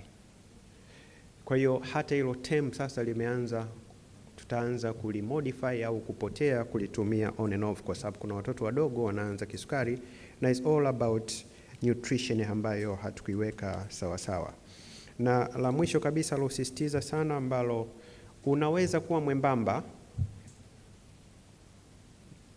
lakini kumbe mafuta yako mengi na ukapelekea kupata kisukari. Siku zote huwa nawakumbushia wanafunzi kwamba katika magonjwa ambayo ni hatari, kisukari nitaliweka kwenye magonjwa yale ya juu kule kabisa, kwa sababu hamna kiungo katika mwili kitaacha kuathirika with kisukari, whether ni macho, mishipa ya damu, ubongo, moyo na kadhalika na kadhalika. Kwa hiyo let's control our sugar intake na kadhalika, na baadaye kama kutakuwa na maswali naomba tutamuuliza daktari. Sasa my next speaker, naomba ni declare conflict of interest, ni daktari wa moyo mwenzangu, anaitwa Dr. Delila. Delila alianza career yake with first degree pale Muhimbili, akafanya degree ya pili na degree ya tatu akaenda kuspecialize mambo ya moyo, and ni mkurugenzi wetu wa clinical support services. Kwa hiyo images zote mnazoziona pale, ultrasound zote za moyo, yeye ndo anatusaidia kuongoza kusema huyu mgonjwa ana tatizo, valve haifanyi kazi, so I think anahitaji operation, anapasi kwenye grupu linalofuatia, au kipindi ambacho tunafanya upasuaji, wao wanakuja na kutumbukiza ile kamera kuangalia kama hiyo valve tumeweka kwenye position sawa sawa au hapana. Because she's a key person katika nani yetu vile. She had extensive stay in India, Tamil Nadu, na vile at one stage tulikuwa naye Norway, Auckland University Hospital in Bergen. I don't miss that place kwa sababu jua linatoka saa 6 mchana na linazama saa 9. Kwa all the time, half of the year ni giza tu. So I will prompt Dr. Delila.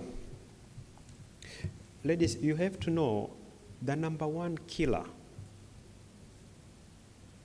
in women is not cancers, not cervical, not breast. Number one killer in the US of women ni heart diseases. Now the sad part, magonjwa ya moyo yanapowajia nyinyi kidogo ni tofauti. Mnaweza mkasikia, mimi nasikia kama na ulcers, nasikia chembe inauma, nasikia kuchoka siku hizi. My dear sisters, hiyo ni sign ya heart attack. So you really have to go to your doctor aweze kutofautisha hivyo vitu viwili, kwa sababu most of the time unaanza kupata hiyo, you blow it, it's okay, ni uchovu tu, lakini kindly it could be a sign of a heart attack 2 weeks from hizo sign, a month from hizo sign. Kwetu sisi we are very cautious tukianza kusikia hivyo, na ndio maana we usually encourage you to exercise, kwa sababu if you are exercising regularly 2 times 3 times a week, or mna exercise kila siku, ukianza kuona hii exercise nilikuwa nafanya 30 minutes straight, sasa hivi 10 minutes nimeanza kuchoka, it's not a very good sign. So go to your physician, go to your general practitioner. Lazima a rule out. There are so many ways we can do it, from the blood test to imaging. So Dr. Delila will come and present to us the problem of heart diseases among women. Why is it common? Alafu just a question came to me to start with. Delila, I think you should start with that. Can I get a heart disease nikiwa heartbroken?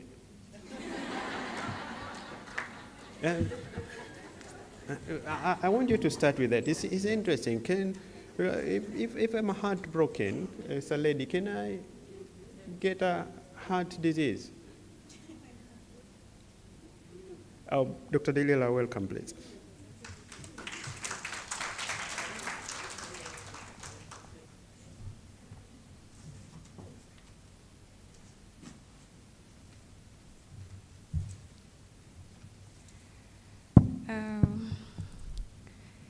Still good morning, everyone, and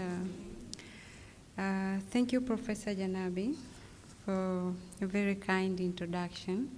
I think he has said it all, almost of what I want to talk to you this morning. But to start to where he stopped,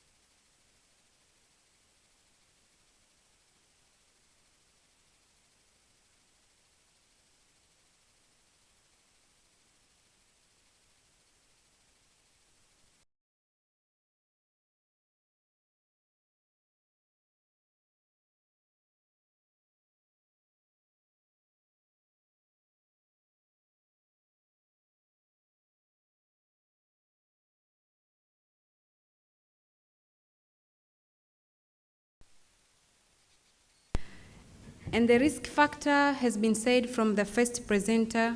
Dr. Matilda has talked about it. Juliet has talked about it in nutrition. We have the factor that we can modify and the factor that we cannot modify. The non-modifiable risk factor are, we are female, the gender, and we postmenopausal. Dr. Ngarina has talked a lot about menopause. So once we reach the menopause, we have a risk factor of getting heart disease. Age, having a positive family history of heart disease.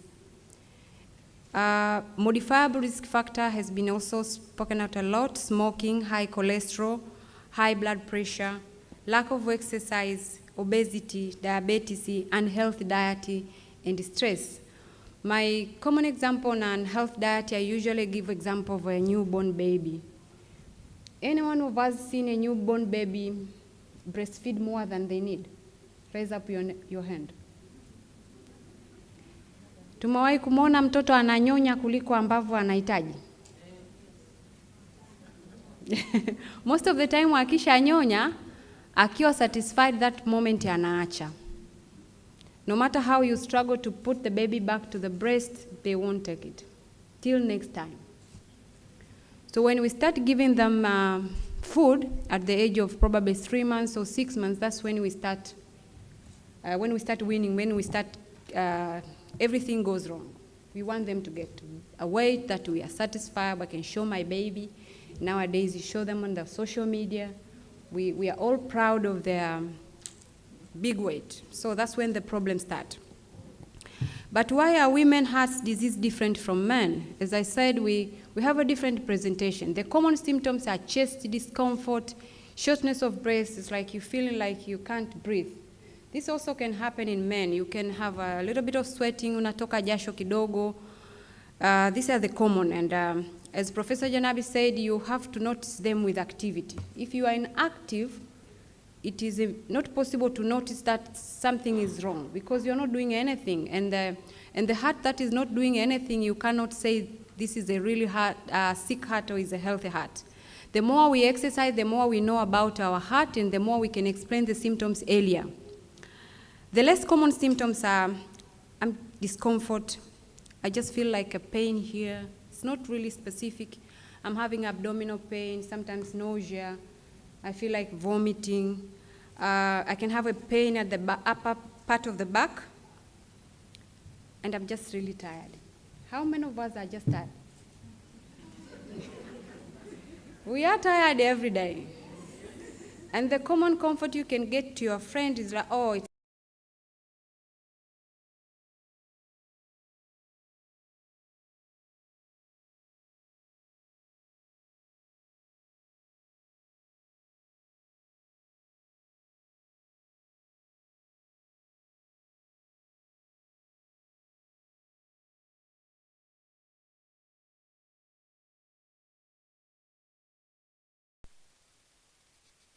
and have a rest. So by the time you recognize your symptoms, it's too late, and the disease has gone very far. And once we diagnose them, we can come to us. For example, in any hospital, we can do all the tests that we are supposed to do, and we say, oh, my friend, we are sorry you have a heart attack. So the progression of the disease in women is completely different than men. We progress very fast. We tend to have heart failure just after the first attack of heart attack. We develop, we are more likely to die after the bypass surgery compared to men. Now we have diagnosed you, we have given you the option to treat, but the outcome is also different from men. You are more likely to die when we are in the process of correcting it. And the chest discomfort to us, it's more of the blockage of the artery. You know, we get the heart attack au mshtuko wa moyo kwa sababu mishipa ya moyo inaziba. Na hii ndio kazi tunafanya sana pale taasisi ya Moyo Jakaya Kikwete, kuzibua mishipa. Tuna namba ya wanawake wengi sana wanahudhuria kwetu zaidi ya wanaume. Unfortunately, that's the data. Wanalazwa zaidi ya wanaume. Lakini tukienda kuangalia kule kama kuna mishipa yote iliyoziba unakuta hakuna. Lakini bado wanalalamika kwamba wana chest discomfort, wana shortness of breath. So we tend up on ending with a microvascular disease. The small arteries are the one which are affected, on which we cannot do anything to correct them. And after we got this heart attack, we have a higher rate of depression. Tassi is going to talk a lot about that. And we ended up with a physical disability. You know, when women are sick, you know, I'm not good today. No matter how you encourage them to move, they won't. It's not like men. So we ended up with a physical disability, and the younger women have a worse outcome compared to older women. It's true we are seeing the younger women with heart attack too in JKCI. I think the youngest was 38 or 42. We had a 42 young woman with gone to the bypass surgery. So it's not like it's not happening to us. It is happening. And we are more likely to have hypertension. There being a black race, you are highly risked to get hypertension compared to the other race. So why do we have a worse outcome? It's, as I said, because we don't recognize our symptoms. So we took a lot of time to get attention. We have a lot of herbs. Is it true or false? You take this, you'll be fine. You call your mom at home and say, oh, you're fine, just take a cup of tea and you'll be fine. By the time you decide to go to the hospital, it's too late. So subsequently, significantly delay in getting a medical attention is one of the cause of worse outcome. And we have a tendency to have a higher traditional risk factor, like Dr. Mary has talked about. Diabetes is very common in women.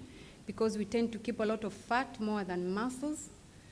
And hypertension is also common with us, but there are diseases which are specifically to women, and you won't get them to men. And these are the ones which contribute more to us of getting a heart disease, like a polycystic ovarian syndrome. This is a condition often associated with obesity, hypertension, and glucose intolerance, and all the traditional risk factor of getting heart attack. We have the genetic condition like Turner syndrome. This is only happening in women. We have the pregnancy-related conditions. We know there are heart failure. You can get heart failure after pregnancy. How many of us are aware of this? Just after pregnancy, you ended up with completely heart failure. Do we know this? So there is a possibility, and this is very common with us. We are seeing a lot of these young women in our institute. Just after delivery, they are completely in heart failure, and this is deadly. They don't have a chance to see their 50th birthday. Hawaishi mpaka miaka 50 because of this peripartum cardiomyopathy. And another risk factor is menopause, again, because it's associated with increased cholesterol.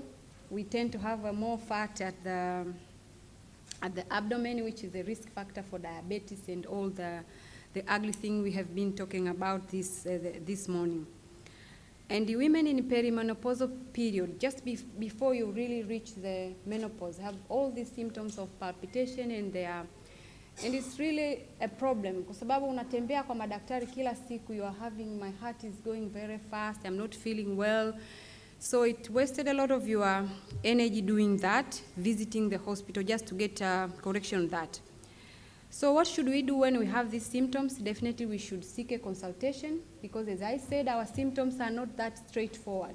So don't ignore the symptoms of like palpitation, have a very good consultation and make sure you are well investigated. And if symptoms are very severe, like you're getting a heart attack, you should visit the emergency and we can help you. So the common question that I would like to leave with you is individual question. Each one of us should ask yourself this question. What are my risk factors for heart disease? As we said, every person is individual. You yourself, what are the risk factors for yourself? Am I at risk for stroke? Stroke ni kiharusi. Nadhani ukiangalia hapa unajua watu wanapata kiharusi, lakini unasema mimi siwezi kupata kiharusi. Lakini kwenye zile risk factor nilizozisema, nadhani tunazo moja au mbili za kupata kiharusi. So you should ask yourself if you are falling to any of the risk factor. And what are the warning signs of symptoms of heart attack? As I said, just chest discomfort, or just tired. If you are tired and extremely tired, you should make sure that unamuona daktari kujua kwa nini unachoka. And what should I know about the effect of menopause? Lazima tujue vizuri sana kuhusiana na menopause, tuulizie maswali ya kutosha na tupate elimu ya kutosha. Do I need to lose weight for my health? So kila mtu anatakiwa kupunguza kilo. Kuna wengine wana weight zao za kutosha na utakiwa uende sana au uzidi sana. What is a healthful eating? Yani lishe ipi ni nzuri kwangu? Usimuige fulani amesema tule mayai tu kila siku, na wewe unaanza kula mayai tu kila siku. Hapana, we should individualize our eating behavior. And what kind of physical activities is right for me? Sio kila mtu anatembea sana, wanakimbia sana, wanaenda kwenye treadmill ndio inakuwa inafiti kwa kila mtu. Kila mtu should be individualized. And what's my blood pressure? Kila mtu ndani jamani anapaswa kujua pressure yake ni ngapi. That's your normal. Ili ikizidi ujue hii sio yangu. Na ili kujua kwamba ni yako ni beta kuanza kuifahamu ya kwangu ni ipi. Na swali lingine, what are my cholesterol? Is this a health level? And based on my history and risk factor, what can I do to lower the risk? Kwa baada ya kujievaluate kila mtu, you know your risk factor, then you have your own plan on how to lower this risk factor. Ili wote to end up with a heart disease, kwa sababu tunajua tuna majukumu mengi kwenye familia zetu, na sisi pia tukichukua hii elimu tunapeleka kwenye familia zetu na kuweza kuwasaidia watu kuhusiana na lishe bora, mazoezi na kila kitu, kwa sababu sisi ndio key factor ya kila kitu kwenye familia zetu. Nadhani nimejibu maswali yote, Prof. Thank you.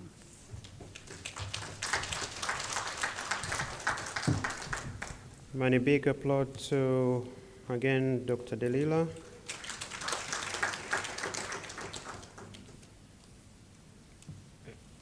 Before I invite my last presenter, Dr. Delila, which she has insisted, I had put it in a humor way, lakini hii tatizo la moyo, if you are heartbroken, is documented.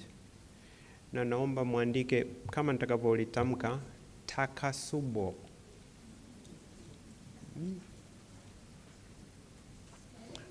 Takasubo, kama ninavyolitamka, is a Japanese name. Is Takasubo,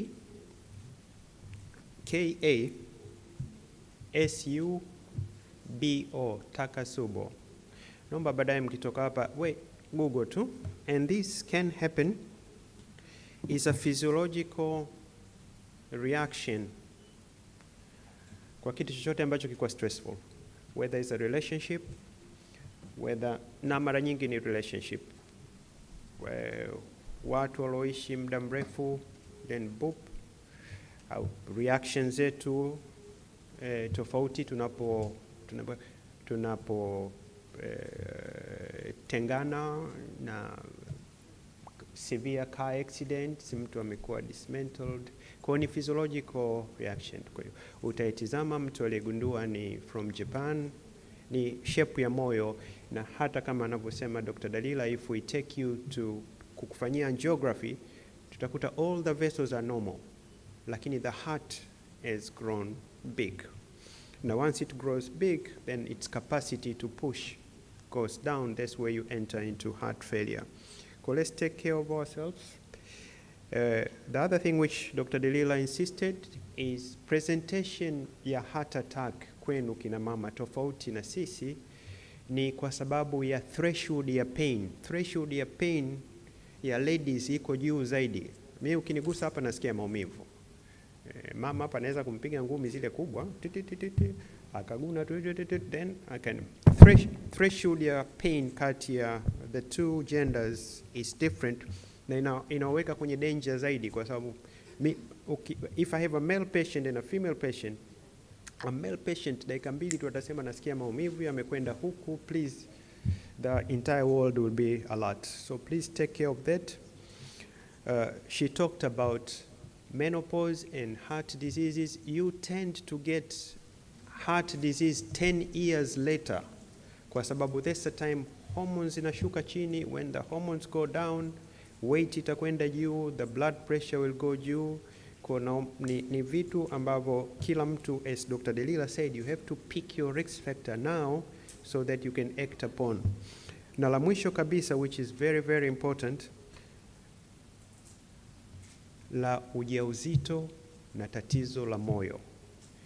You get pregnant at early stage, it's true, kuna kitu kile sijui kifafa cha mimba au pre-eclampsia au eclampsia yenyewe, alafu kajifungua, then everybody forgets kwamba ulipata kifafa.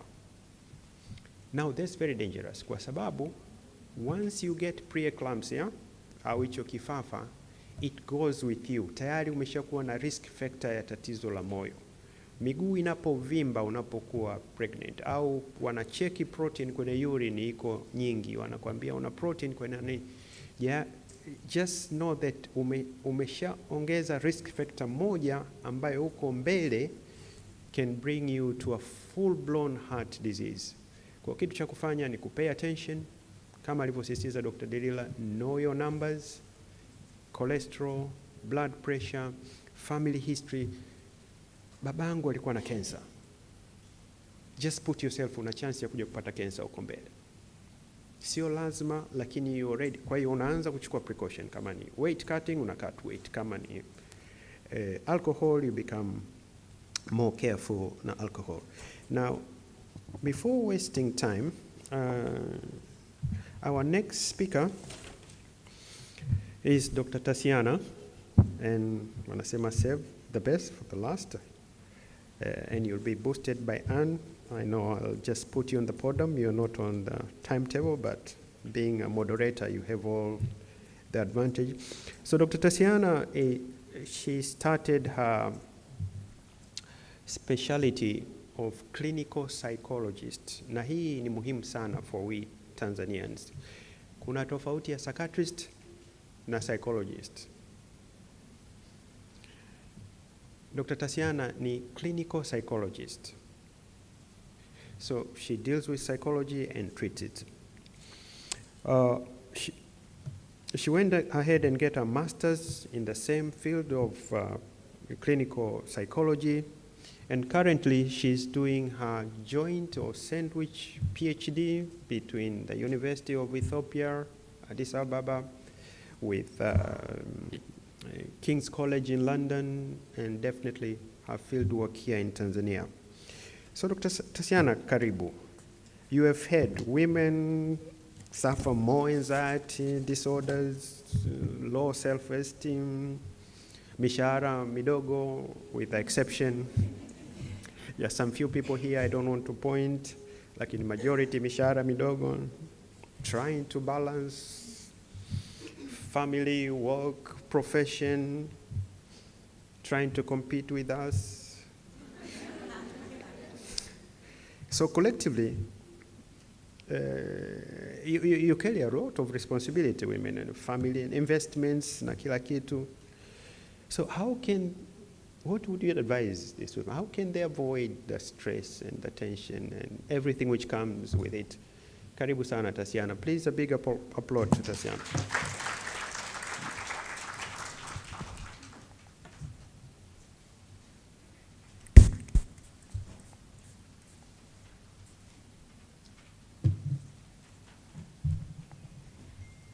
Thank you so much, Professor, for such a generous introduction.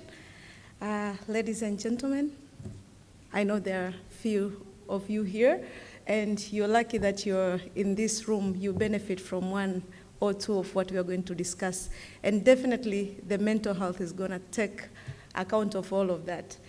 I think so much has been discussed, and everyone is like so tense already. You know, we mental health people want to talk when people are relaxed. So can everyone at least stretch, take a deep breath.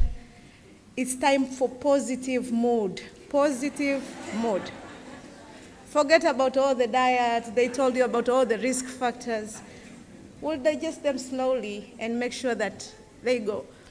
Remember, the bottom line is to live life and enjoy life. If we think about all this, and that's why there is no health without mental health. And because of that, we need to make sure that our mental health is in the best position so we are able to take care of the rest of everything that our beautiful doctors have told us here. So to start with that, women are the most carrier of stress in our societies. And mental health is the single largest cause of disability worldwide. Get me correct. The single largest cause of disability worldwide. And where does it all start? It starts from stress. So I'm trying to bring everything together in a summarized or simplified word so everyone can understand. Where does stress come from? Before we know how to manage it. Can we really avoid stress? No, maybe. Do we wish to live 100% without stress? Unless you're dead, you cannot live without stress. So think of a working woman today. We wake up every day, go to work. We probably leave children at home, right? So that's already a stress. Who is taking care of my child? Lakini you go, unafika ofisini, there is that boss, sijui ni bosi mbaya or whatever, amenuna. We don't understand how to do that. You think of, when you go back home, you think of the husband, he thinks, oh, huyu mwanamke, sijui amekuwaje siku hizi, hajaniwekea maji ya kuoga. You know, she did not take care of my boxers. You know, there's all that things. And then umefika nyumbani, he's busy with his laptop, you're busy with your own. The kid, you give the iPad, oh, go check the games. You know, mommy's busy and daddy's busy. So already there we are developing a stress. Because when these kids grow up, they don't know how to communicate with their parents. Kids grow up, they don't have a person they can go talk to, because when they're growing up today, they look at you, mommy, you know, they say, oh, sorry, I'm busy, just keep playing there. So when they're growing up, they meet this one friend who is using substance and tell them, oh, you are stressed, they did 1, 2, and 3, just take this cannabis and you'll be fine. So they start practicing using substances. And when you come to realize and say, Tatiana, my son is abusing substance, and I didn't know, and you ask the son, what happened? He said, but mom never listened. I had no one to talk to. By that time, you don't only have a stress of you waking up, going to work with that busy schedule, you still want to go and work at home, but you also have an added problem of your son who is maybe abusing substance. These days we take our kids to same gender school. We prefer that, right? Nasema tunampeleka girls, ukimpeleka huko kwenye boys anaanza zile relationship issues before. But I've seen, like just this past Easter, one of my sister came to my place when they are coming from taking her kid from boarding school. Anasema, mamdogo, unajua nini? Eti wale dada zangu wale hawataki kwenda likizo kwa sababu the biggest sister shule yeye hajaenda likizo. Mnajua ile inakuwa 1 week, right? Ya Easter ile very short. Kwa hiyo wale wadogo zao wamekataa kwenda nyumbani kwa sababu dada mtu hajaenda. And you ask why? It's because they're in a sexual relationship of some sort. But are the parents aware? They are not aware. We have seen in the clinic mothers bringing 3, 4 years old being sexually abused with the fathers. I'm bringing all this up as source of stress, but bringing it back to the parenting as we women, what are we doing to prevent this stress from coming up later on in our life? So thinking about stress from other source of work, kazini, you know, there's money. This is common. Everyone has those. But there are things that we can do to prevent them before they come. And how do we understand now I'm stressed? There are these symptoms, you know. Maybe you have headache all the time. You can't sleep. You go to bed, spend some time there. There's no sleep. You are constantly angry, irritated, something really small. Mtu anaweza katoka na coffee. Baba akikukasirisha kule hasira tunamalizia kwa mtoto, right? And then you go to work, unakorofishana na colleague at work, hasira unazirudisha nyumbani kwa dada. So all these are the symptoms of stress that we can see. At workplace, kuna also stresses that are related to our working place. And I know we have managers and people in really big positions here. We really need to look at our employees and say we need employee wellness programs. Kwa sababu kuna pressure at work, kuna deadlines, kuna all that. The working environments sometimes are not friendly. We need to help these workers to know how to manage their stress if we want productivity really. Because sometimes we just see absenteeism, we see productivity going down, and then we just see our workers abusing substance, our workers fighting amongst each other, and we don't know what are the reasons. Maybe when we see these kind of indicators, it's time to think there is stress at work. And sometimes people overwork, and this stress is presented as burnout. You go to work and you don't feel as productive as you used to be. You look at work and you see, there's nothing more I can contribute. People work January to December, hakuna likizo. Akipewa likizo, anaenda 1 week, ameitwa ofisini. They are going back to work. That's when we see all this kind of stress coming up. And how do we manage this kind of stress ambazo zinakuwepo all those times? There's really many ways, but the first thing is to recognize what causes the stress. kama ni pressure kazini, so many responsibilities, maybe having a diary, prioritizing, delegating, things like those might work. But sometimes it's really to look at what you're doing and maybe change the way you do things. There are other things that you cannot say like this is for delegation, or there's no way that I can manage this kind of stress. Then you need to look at how you respond to that emotionally. Because when we have stress, we have the anxiety, sometimes even palpitation and all that. If it's there for a longer period of time, it means now you need to think of a better way to either manage it or look for help. And if you don't look for help, stress can lead to other mental health problems and other health problems as well. We have heard stress can cause heart diseases, as the previous speakers say, it leads to diabetes and many other diseases. So we say you are in a good health when you can really, when you have the ability to work productively, to contribute to your society, and to manage the stress. So if the usual stressors of life are difficult for you to manage, it might mean that your mental health is not well.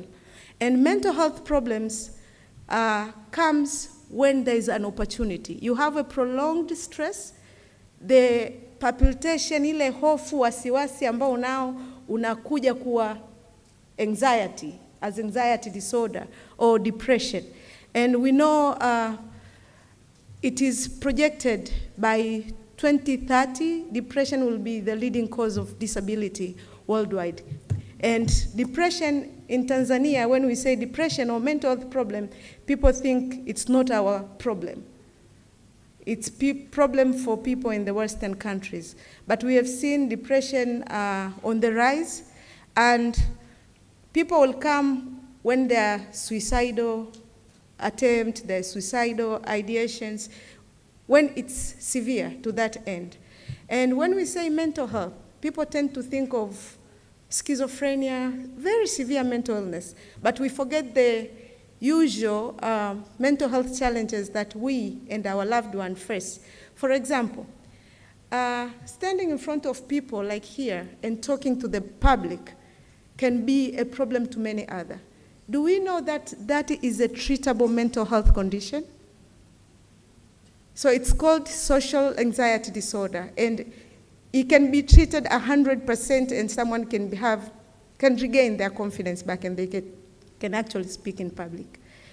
I've been seated in clinic when I started to see patients at Muhimbili, and among the cases that were really interesting were those, they bring people there and say, anapandisha mashetani, you know? Anaongea, like when you start talking, you change and speak in a male voice, na kati ni binti dada. We call those dissociative disorders. So this comes as a way of someone to cope. So sometimes in our culture, we tend to find a way to normalize those. Before we knew these were mental disorders, babu zetu na mabibi walikuwa wanasema akipandisha mashetani nini, anaitwa nani yule? Kiti, right? Kiti anatulizwa or something. But those are mental health conditions that can be treated. We have issues like post-traumatic stress disorders. Mtu akiwa na ndoto za kutisha, when they have palpitation, they see things that maybe other people cannot see. We need to remember that these are mental health conditions. And how do we say this is a mental health condition? Is when someone does things that other people think it's not okay, when their thinking is interfered, when their emotion is different from others. We see increase in violent activities, majumbani, mtoto kaiba shilingi 100, mama amemkata mkono. Do you think that's normal? Will a normal person does that? Okay, tunasikia leo mtu ametoka boyfriend wamegombana, amekuja amechoma nyumba. Have we ever thought of mental health problems? I had this one sad client, for example. I'm trying to bring the awareness of mental illness, who had sleepwalking disorder. Majirani wakampiga and all that, ametoka nje usiku. Jamani, tukilala tuvae nguo. especially if you have those kind of. So akaambiwa ni mchawi, but had that issue of mental health disorders. So mental health issues needs to be given priorities, but we need to start from understanding stressors in our life, knowing how we can manage. And when you think things get out of hand, there's help. Mental health professionals are available. Please go to the hospital and get the help that you need. Thank you so much.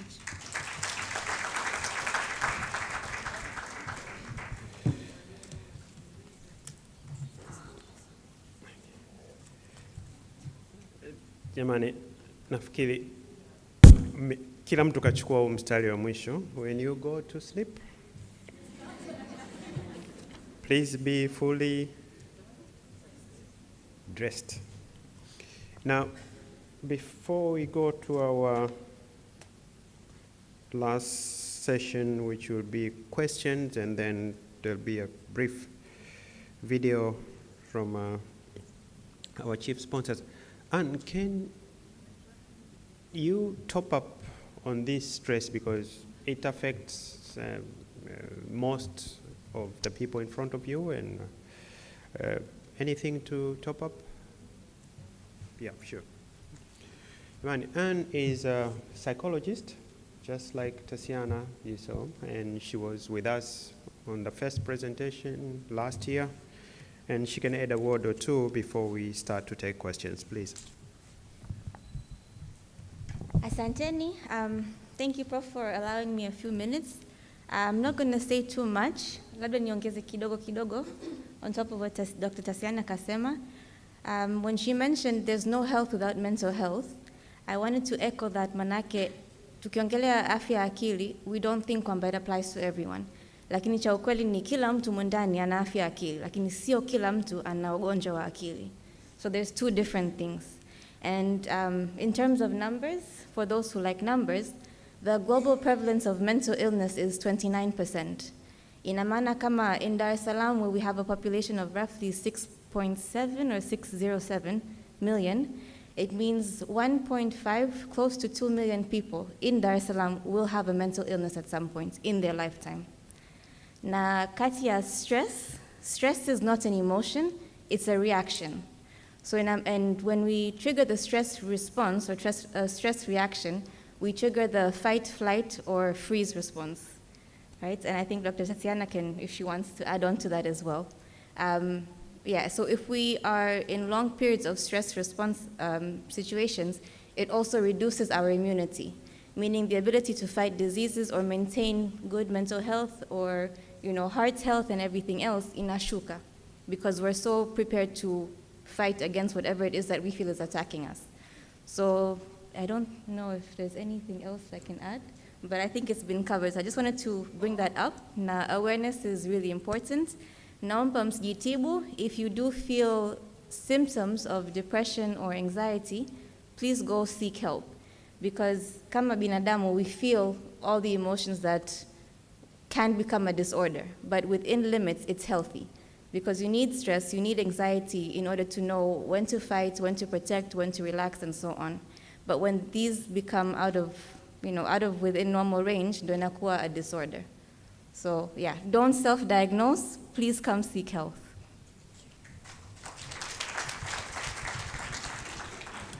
Thank you very much, Anne.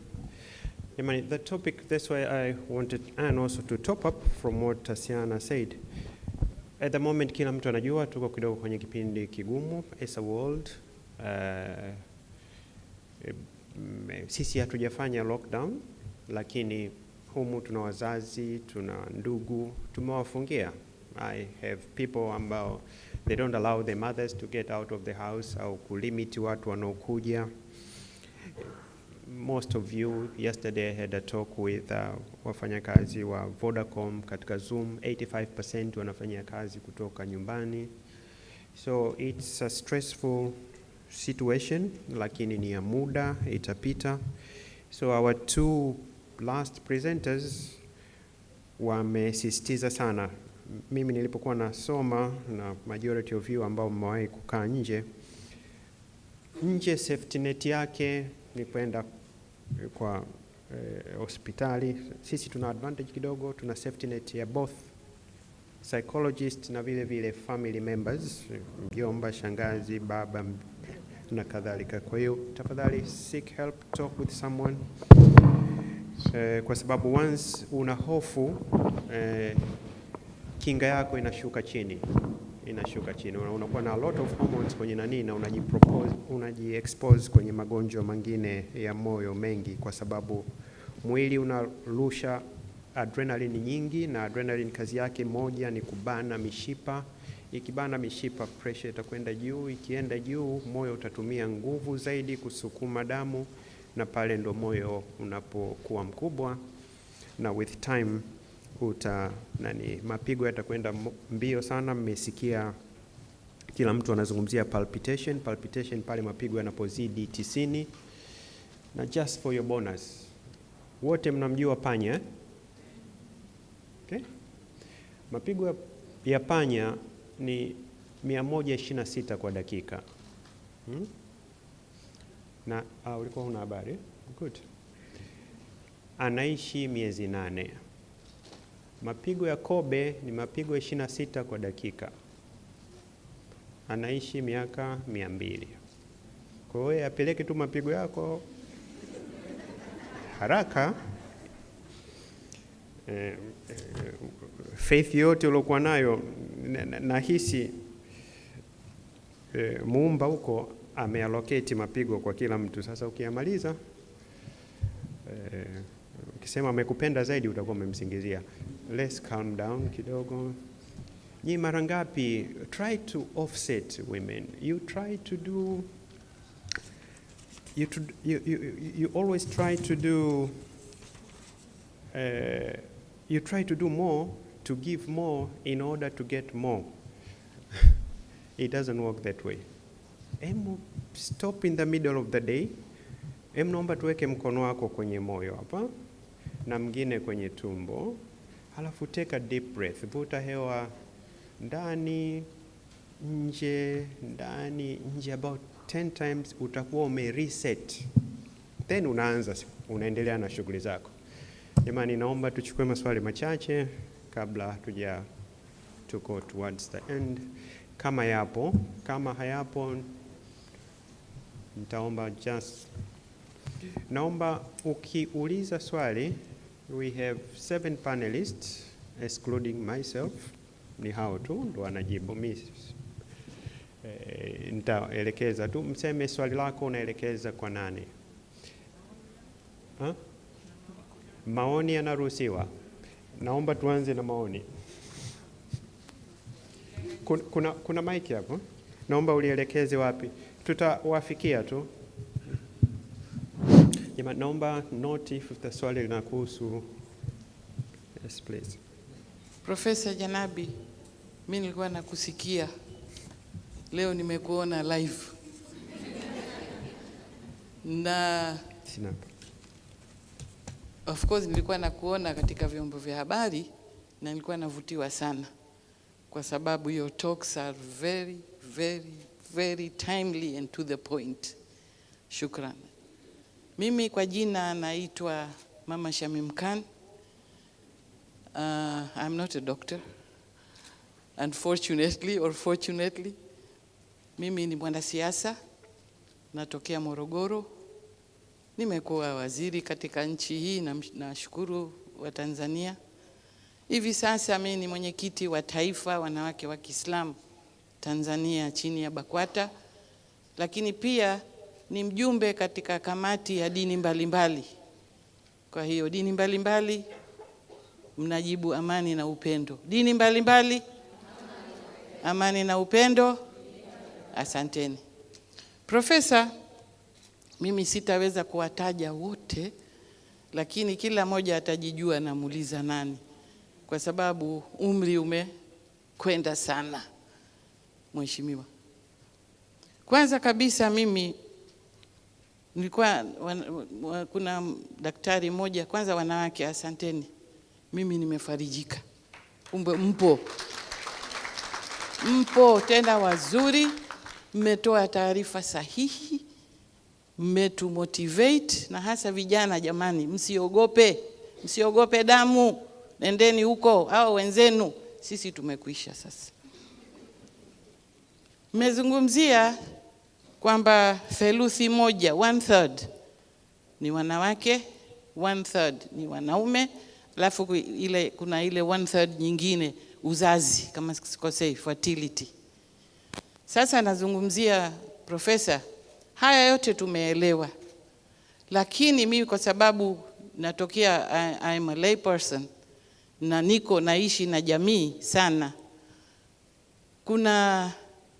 kuna tatizo kubwa katika jamii ya sisi akina mama tunaozaa watoto wa kike,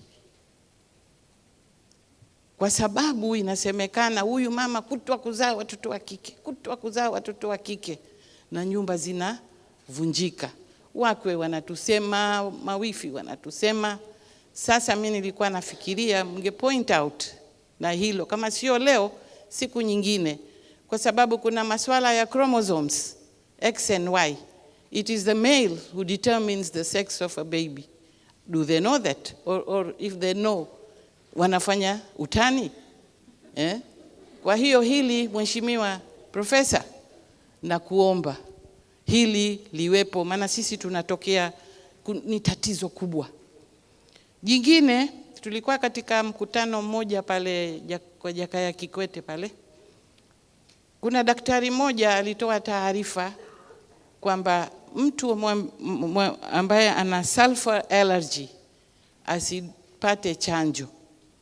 Je, ni kweli au si kweli? Kama ni kweli, tumeambiwa baada ya wengi kupata machanjo hayo.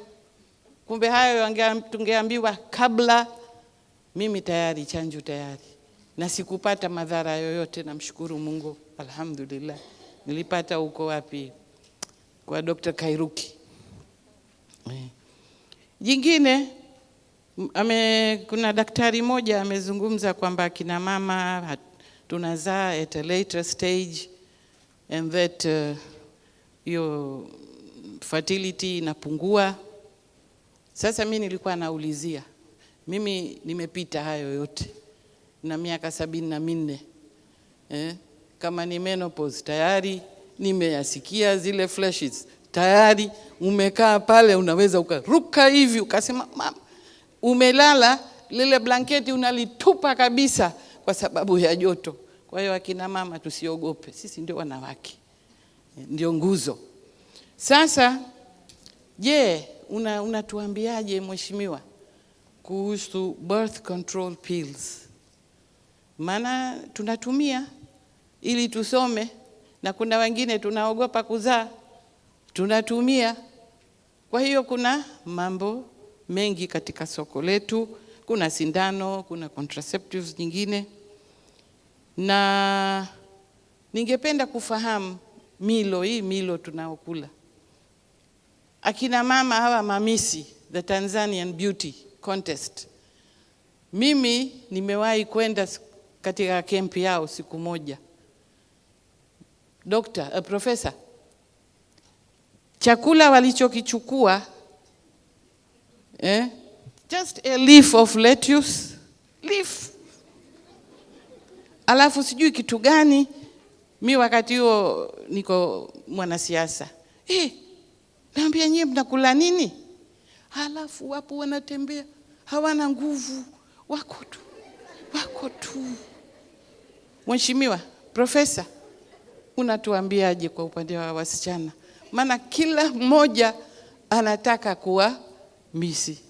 Baada ya hapo, na mengi, maana as a politician maneno yako mengi, lakini Profesa, mimi nakushukuru. Akina mama muendelee, akina mama na akina baba tuwafuate hawa, tusiende kwa madaktari wale wanasema mbao. Hapana, hawa ndio wahusika, wamesoma, wengine sijui India, wengine Malaysia. Jamani, asanteni, na sisi tutawafuateni. Asante. Jamani, makofi tena kwa Mama Shamim Khan. Mamangu, asante sana. Na Mama Khan ndo peke yake nimemwachia aulize maswali mengi na marefu. Hapana, hata kidogo mamangu. Tunakuheshimu sana. You have done a lot for this country. Na nafikiri maswali yako mengine yatakuwa covered humo. Kabla sijaruhusu swala la pili, uko kwenye kambi za mamisi. Niliwahi na mimi kutembelea mamangu. Niliwahi kutembelea. Nilikuwa mamangu, naomba mimi daktari niliambiwa nikawatiza. Hapana, nitakueleza baadaye, lakini kutembea kwangu kulizaa matunda.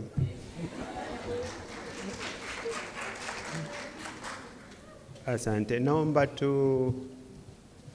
jamani, tuna limitation ya muda kwa sababu we have to leave here by 12:30 na kuna a very brief presentation na watu wanatakiwa kurespond. Kwa naomba kama mtaturuhusu tutachukua maswali mawili. I promise you hang around kidogo pale wote kufuatana na nafasi zilivyo na tutawajibu. Kwa naomba kwanza asirudie haya na yawe very brief ili tuwape haya, the one which is short. Yes, please. As a professor, as a doctor, would you advise me to allow my son, a 19-year-old boy, to take the vaccination? COVID vaccination. Okay. Hili huku jibu lake kwa wote, hatutalijibu mwisho. Yes. Vaccine ya umri wa chini kabisa ni Pfizer, miaka 12, zilizobakia zote ni 18 kwenda juu. I would encourage that. Na pattern tunaanza kuiona huko nje, age inashuka and they are on the run kuanza kutengeneza vaccine ya watoto. Yes, sister hapo straight, naomba uko naye karibu, then tutachukua moja pale na moja kule, then wataanza kujibu kidogo. Okay, my name is Fiona. Nimepata vaccine tayari, but the way umefanya presentation, you mentioned like if you have an information in your body, if you're not supposed to take a vaccine, it will react. And unfortunately, it does react to me. I got a very severe headache. So my question is, am I supposed to take another vaccine? Maybe that vaccine which I take, I'm supposed to get another vaccine because I'm afraid of COVID. I can take a lot of vaccine, as many as it will be advised, I can't take. So my question is, am I supposed to take another vaccine, or is it okay for the vaccine I've taken already? Okay, kulikuwa na kule moja, then tutaruhusu huyo nyuma yako hapo, halafu yule. Kwa hiyo tuna maswali ya fertility hapo, kuna birth control, mta decide tu kwanza nani ataanza kujibu. Naitwa Sara. Nilikuwa na maswali matatu lakini nitalimit kwa mawili, naomba tafadhali. Swali langu la kwanza. Unaweza kufanya moja dadangu, ili ukatoa. Aya, sawa. Lichague lile ambalo best. Sawa. Hayo mengine mawili I promise you mimi nitajibu kwenye sawa. Na hakika hutalijibu, lakini ndio maana nilikuwa naomba mawili, lakini nitaendelea la kwanza. La kwanza is mammogram. We've been advised that we should take mammograms, but we know that mammograms, they use radiation. There's actually radiation-caused induced breast cancer. So we want to know what is the balance between how many mammograms should be taking, how many mammograms we should not be taking, because as well, radiation causes DNA damage, which also has other side effects. That's my first question. If you allow me for the second one. Okay. Okay. The second one is, how do you know, what are the symptoms before premenopausal and when you're actually menopausal, especially if you've had a hysterectomy? Because hysterectomy can actually push you forward. So when do you determine, because we're being told that if you don't see your periods for a 12-month period, that's when you're actually menopausal. So when do you know at what stage you are in? Okay. Okay, tutayajibu, lakini labda nikusaidie tu correct maneno mawili hapo.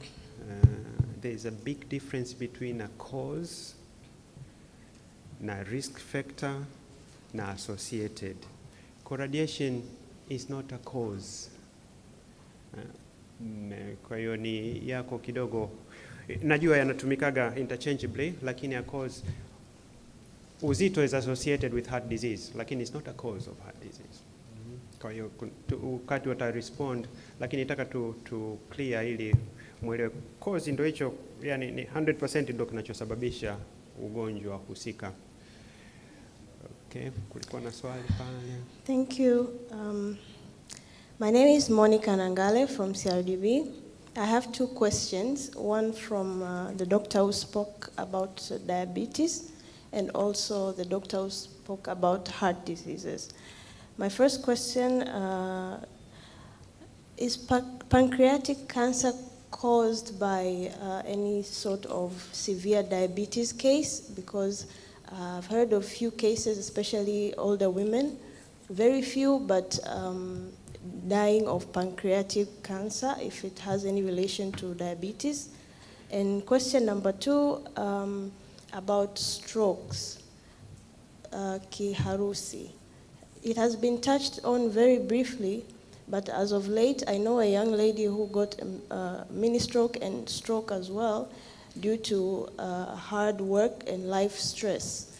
She's a very career-driven and focused lady who unfortunately got a stroke. She got a mini stroke, then stroke. She also has a book out raising awareness on stroke and lifestyle for women. So if you can expand on that also, thank you. Okay, sasa naomba to respond na naomba labda nichukue, being here on the podium, I will start. Kulikuwa na swali la vaccine, nitalijibu hilo la vaccine na hilo la stroke, alafu nitawakaribisha wenzangu waendelee. Kwanza let's start with hilo la vaccine. Kulielewa vizuri kwamba ulikuwa na inflammation.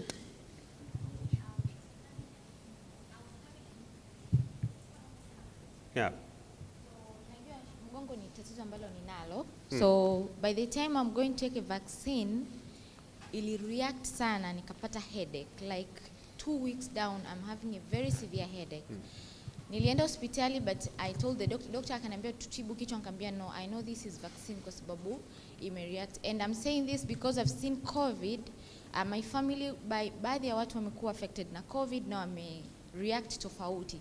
So nimeona kwamba COVID, ukipata COVID inapeleka information kwenye kile kitu ambacho kinachokusumbua ndo kina react.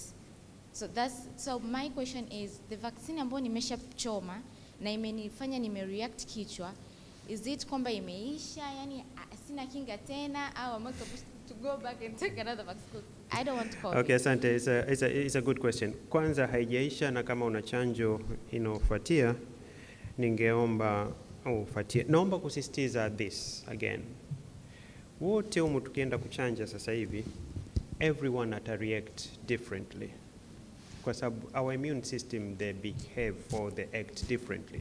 Akiingia mwizi nyumbani, mwingine atatoka na rungu, mwingine atatoka na machine gun, mwingine atatoka na panga. So our body is going to react differently from each one of them. Na hiyo side effect ya headache, most of them ambazo tumeviona is transit, is going to be, lakini playing nafikiri daktari wako anatakiwa kukusikiliza vizuri, kwa sababu vaccine is just one among maybe. Mimi nikiwa sina hela napata kichwa kinauma, nikiwa na njaa kichwa kinauma, unaona. Kwa hiyo somebody needs to talk with you, achukue a very detailed history, kwa sababu sije ukablame everything on the vaccine. Kumbe maybe you need an eye specialist kutizama macho kama yako okay. Are you using glasses? Are you using? Yeah, when did you last visit your? This year. Okay, so you are still updated, because macho is one of the big causes. Do you drink enough water? So there are a number of things nafikiri daktari wako anatakiwa kukuuliza before anatakiwa kufanya exclusion ili abakie na maybe it's the vaccine. Lakini when the next chanjo comes, please go ahead na kuchanja. La mwisho, kwa sababu I'm telling you, it's more easier to deal with headache than dealing with COVID. Take it from me, COVID is more serious to deal with it. Naomba nijibu hili la stroke. Pole for your colleague. Strokes ziko aina mbili. Kuna moja inaitwa hemorrhagic, mishipa inapopasuka kwenye moyo, kwenye brain, alafu kunakuwa na damu inakandamiza kila kitu. It's 20% of the patients, lakini it's the most fatal kwa sababu mara nyingi casualties wanatokea. Ya pili inaitwa ischemic, hiyo ambayo mishipa inakuwa blocked, whether kwa ajili ya cholesterol au kuna clot iliyokuwa inatembea. Sasa kubwa kwa your colleague na for the benefit of everyone, stroke haiji mara moja. Okay? It will come once if you don't take the precautions. Siji kucut weight, kunywa dawa kama una kisukari au una pressure. So the only thing ambayo your colleague can do now, kwanza hizo risk factor to take care, make sure kwamba anakunywa hizo dawa, and then yuko kwenye rehabilitation. Kwa hiyo recovery is a marathon, is not a 100 meters race. Kwa hiyo endelee na physiotherapy, hiyo counseling psychologically na vitu vingine, na kwa sababu simfahamu, I don't know kama ni zile damage ambazo you cannot reverse zitakuwa permanent, lakini is how to learn how to live with whatever neurological deficit alizokuwa nazo. Kwa hiyo it's good amuone daktari wake, the walk through na kuzuia hizo risk factors zingine ambazo zinaweza kuhusiana na kiharusi.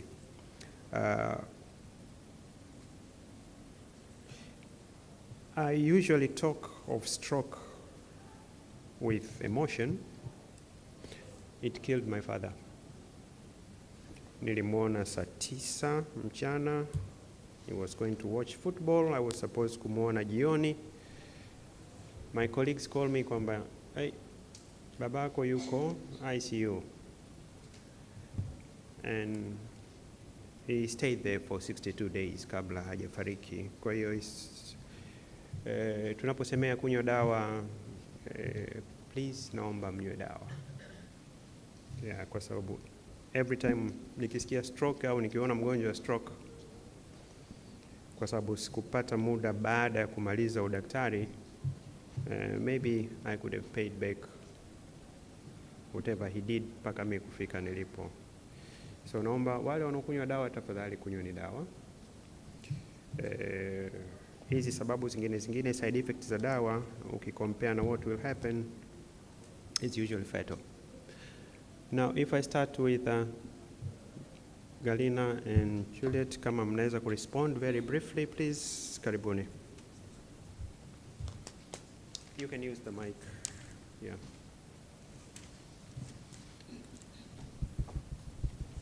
Thank you for the questions.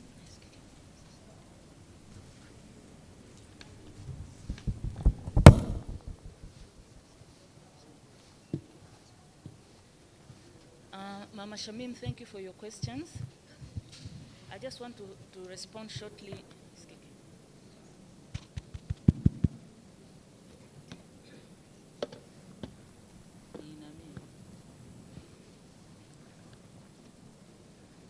Asante Mama Shamim kwa maswali na asante kwa kuja. Tunafurahi tukiwaona wamama wa nguvu kama wewe bado mna participate kwenye hivi vitu. Maybe I start with the question about the girl child. Maybe I might not be complete, but I think this is just a matter of awareness to male, that they're the ones who determine the sex of a child. Wao ndio wana X chromosome, the one which meets with the X chromosome ya mwanamke, it makes a baby girl. And they also have a Y chromosome. This is the one which, when it meets with a female X chromosome, it makes a boy. Kwa hiyo hata siku moja mwanamke, you don't feel bad that you're the one who is bringing girls every day in the household, and may please go and spread this word. This is purely wanaume ndio wana determine sex ya mwanamume. Si ndio professor? Au wewe unakata? Kwa hiyo naomba jamani, this has to ni knowledge ambayo mkawaambie wao ndio wana determine. I've seen a lot of divorces, a lot of very bad experience because one is having only girl children. Familia zingine zinapata shida. And then Mama, you had another question on birth control pills. and the issue of late pregnancy. I don't think I got this question well. I think it came from the fact that most of us learned women would like to use contraceptions and then have children later. And what is the effect on the pregnancy rate or something? Yeah. Of course, we have an experience on, we have several types of contraception. I think most of us are aware. We have the condom, male and female. We have combined oral contraceptive pills, which we usually misuse. We have the morning after pill, the P2 is very famous. We have implants, and we have intrauterine devices. So we usually see very, maybe I should say it with a caution kwa sababu itaenda kwenye vyombo vya habari and then they said Dr. Ngarina alisema. Lakini with our experience, I don't have the percentages and I don't have the references here. We are not doing very well with the implants, hizi vijiti tunaweka, and the injections. It's very hard to reverse fertility with those two. But the rest are okay, and the pregnancy rate is fine. Condom is very fine, kwa sababu mambo yanaishia pale pale mkimaliza. You don't have diseases and you don't have a pregnancy. And the oral contraceptive pills, the combined ones are fine, kwa sababu it has a half-life of 24 hours. Baada ya pale, you're done. Lakini you have to know how to use them. And if you use them properly, there's no problem. You will become pregnant if if there are no any other issues around it.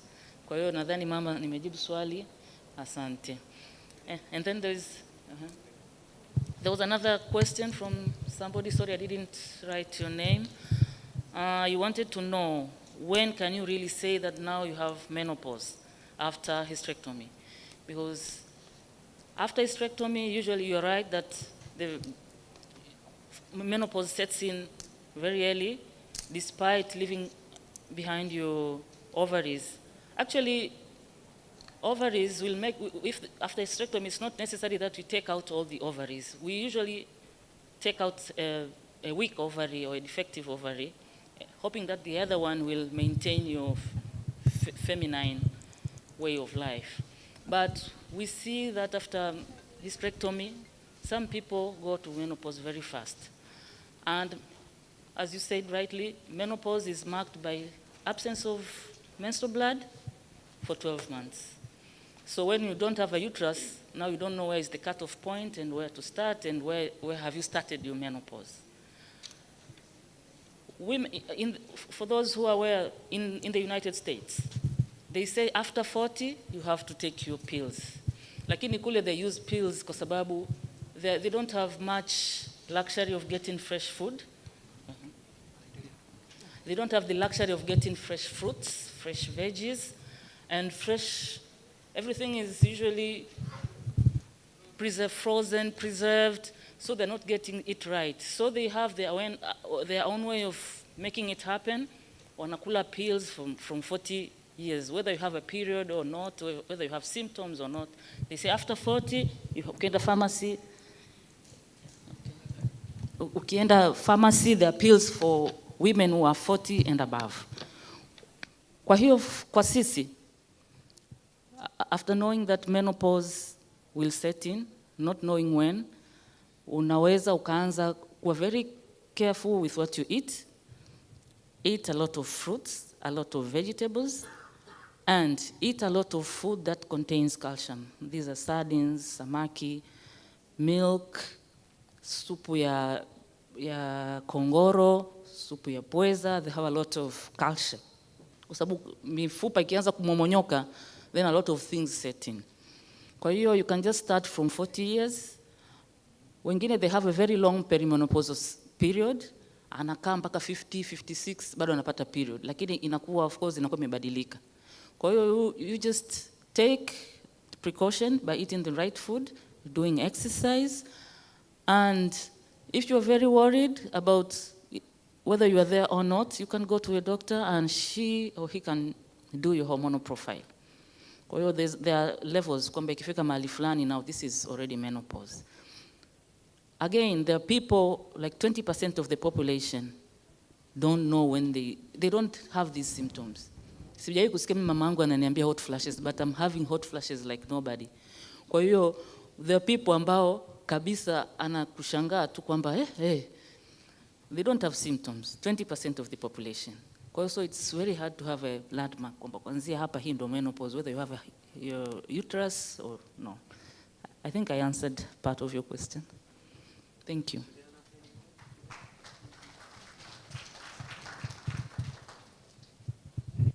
Ed, on that, yeah, on your side? No, I think she has explained most of the questions. She has answered them. Thank you. Thank you. Skuzana, anything? Iko on tayari. Just go ahead. Umezima. Hello. Sina cha kuadi kwenye hilo kwenu, lakini na swali la kujibu. Kuna mtu pale aliuliza kuhusu mammogram. So mammogram ni x-ray kwa ajili ya kupima matiti na inatumia mionzi mingi, yes. Na ndio maana katika yani kwenye kufanya screening kuna different groups za association ya guidelines, wana maoni tofauti. Kuna ambao wanasema ni vizuri ukafanya kuanzia miaka 50 kwa sababu ya hiyo exposure ya mionzi. Na kuna ambao wanasema unaweza ukaanza kuanzia miaka 45 kwenda mpaka miaka 70. Okay. So issue hapa ni hiyo exposure ya mionzi. So tunajua kwamba risk factors za cancer ni exposure ya mionzi, especially kwa watu ambao walitibiwa mionzi kwenye kifua wakiwa wadogo. So second, yani effect ya mionzi kuja kuleta cancer ni about 20 years to come. Na ndio maana hiyo debate ya whether to start from 40 or 60 or 50 kwa sababu ya duration ya cancerous changes. Kwa hiyo you will only do mammogram kwenye screening kama you are above 40. Okay? Whether 45 ama 50. Kwa sababu hapo tena duration ya kuja mpaka uje itokee cancer imeshakuwa miaka mingi sana. Okay? Like 20 to 30 years to come. So you are not worried. Ukiwa msichana mdogo, let's say less than 40 na unataka kupimwa, kuna kitu kinaitwa echo mammogram, ni ultrasound ya matiti. So you can do that instead. Yeah, I think okay. Asante sana. Asante. Na swali la Mama Khan kuhusu wasichana wanaokula chakula kidogo, ni kweli ni changamoto, na kwa sababu pia wako wadada wengi hapa, ina maana kwamba tunashauri mtu ale chakula ambacho kinatosheleza mahitaji yake. Sasa kila chakula kidogo ina maana hatapata virutubishi vya kutosha, matokeo yake wanapata upungufu wa virutubishi. Alafu kumbuke katika hicho kipindi bado ni msichana na anategemea kuja kuzaa baadaye. Kwa hiyo anakuja kutungisha mimba, tayari mwili una deficiency ya nutrients, matokeo yake anaisha kuzaa mtoto ambaye ana uzito pungufu. Kwa hiyo tunawashauri kwamba watu wale balance diet na wale chakula cha kutosha, cha msingi asibweteke. Asante. Asante. Asante Prof. Nafikiri na swali moja kutoka kwa dada pale wa CRDB. Alikuwa anauliza kama kuna association between diabetes and pancreatic cancer. Kama nilivyoeleza mwanzoni, ili uweze kuchakata sukari, kuna kichocheo kinatoka kwenye kongosho ambayo ndio hiyo pancreas, sawa? Kwa kama pancreas yako ina shida yoyote, ama mtu amepata pancreatitis ambayo ni infection kwenye pancreas, ama for this case you're talking about pancreatic cancer, ina maana kwamba ita interfere na ile primary function ya ile kongosho. Kwa hiyo hataweza ku secrete properly vile vichocheo ambavyo anatakiwa kuwa navyo, ile insulin kwa ajili ya kuchakata sukari. Kwa hiyo most likely huyu mtu pia anaweza akapata diabetes, but sio kwamba it is diabetes that leads you to pancreatic cancer. Nafikiri hiyo ndio the distinction that we need. But I also want to add one thing. I didn't talk about gestational diabetes, which I think is very relevant to this group. This is a type of diabetes ambayo wakina mama wanapata wakiwa wajawazito. When you're pregnant, mahitaji yako ya insulin yanaongezeka, first because ile placenta ya mama inaongeza resistance, kwa hiyo unahitaji a lot more insulin kuliko ambavyo vile hauko mjamzito. Na vile vile yale matumizi yanaongezeka kwa sababu pia utaongezeka uzito, mwingine ananenepa, so you need a lot more insulin kuliko vile ambavyo ungehitaji. Kwa hiyo kama to begin with you have insulin resistance, kwamba labda una uzito uliopitiliza na mafuta yaliyopitiliza kidogo pre-pregnancy, ni kwamba chances that you will get gestational diabetes inakuwa iko juu. Kwa hiyo ni vizuri before you decide to get pregnant to make sure kwamba you are also managing your weight to make sure that unapunguza hizo risks za kupata gestational diabetes in the future. And once you get gestational diabetes, ukishajifungua huwa inaisha for most people, but chances kwamba you will get diabetes in the future is much more kuliko yule mtu ambaye hakupata. So along the lines, most of them end up getting full-blown diabetes, and also you're passing on the risk to your child to get diabetes. So it's transgenerational risk ambayo it propagates haya magonjwa kwenda mbele. So ni vizuri when we get pregnant, we should be aware of that. At the moment, kwenye urban areas, the problem affects up to 10% of all pregnant women. Kwa hiyo ni kitu ambacho kinakuja. So maendeleo yanakuja na vitu vyake vingine. So we just need to find a way of managing this risk so that we continue to have a healthy population. Asante. Delila. Kwa jamani, mmesikia kuhusu kisukari wakati wa ujauzito, kinaitwa gestational diabetes. Ni indicator ingine kwamba huko mbele ya safari you have to be careful. So kwa wale ambao wana plan to conceive, please try to control your weight kabla ya pregnancy, na kuliweka tu kwenye book of records. Anytime you go to a doctor, baada hapo miaka 2, 3, 4, 10, just mwambie kwamba niliwahi nilipokuwa mjamzito kupata hiyo. Delila, any word from you? Then we'll finish with Tasiana. Then I wind up and bring back to our host to continue with the rest of the program. Asante, Prof. Mine was, someone asked about stroke. I think you responded very well. Oh, thank you. So I passed. That we have the 2 types of stroke, the hemorrhagic and the ischemic stroke. Stroke ni kiharusi. Ile mtu anapata anakuwa ameparalyze upande mmoja, nadhani tumeonana nao wengi. Lakini pia kuna aina nyingine ya stroke ambayo mtu anapata na asiparalyze wala asipooze upande wote, akashindwa tu labda kuongea, akawa hawezi kucommunicate. Na kuna sababu nyingi sana zinazosababisha mtu kupata kiharusi. Hypertension kama nilivyosema, ukiwa na pressure kubwa. Atherosclerosis ni magonjwa yanayoenda kwenye mishipa ya damu na kusababishwa zaidi na cholesterol. Mapigo ya moyo kwenda vurugu. Kuna watu wanapata mapigo ya moyo yanaenda vurugu, tunaita atrial fibrillation au flutter. Na hii inaweza ikawa inatokea kidogo tu, sio persistence. Kuna mtu mwingine anapata transient atrial fibrillation na inatosha kabisa kwa wakati ule kumpatia mtu akapata stroke. Siwezi kuwa na taarifa sahihi kuhusiana na mgonjwa uliyemsemea. Inawezekana asiwe na risk factor yote, lakini akapata transient atrial fibrillation, mapigo ya moyo yakaenda vurugu kwa muda. Yakienda vurugu yanasababisha damu inaganda kwenye moyo, na ile inayoganda inaweza ikarushwa mahali popote. Mojawapo sehemu ambayo ni maarufu zaidi ni kwenye ubongo, na mtu ndipo anapopata kiharusi kwa sababu inaziba sehemu fulani ya damu. Na kingine ni kisukari, kama alivyozungumza Dr. Mary. Kisukari inaharibu sana mishipa yetu ya damu kwa sababu mbalimbali, inaharibu mishipa, inakuwa midogo, inakuwa inflamed, na inaongeza riski ya damu kuganda na mafuta kukaa kule kwenye mishipa ya damu. Na kuna magonjwa mengine ya moyo ambayo yanaweza yakasababisha mtu akapata mapigo ya moyo kwenda vurugu kama mitral stenosis, au mtu akawa amezaliwa ana katundu kadogo, tunaita patent foramen ovale. Very rare kuona, lakini kale katundu kanatosha kabisa kumpa mtu riski ya kupata kiharusi, na hawa wengi wanakuwa ni wale wadogo, unakuta hana riski yote ya pressure.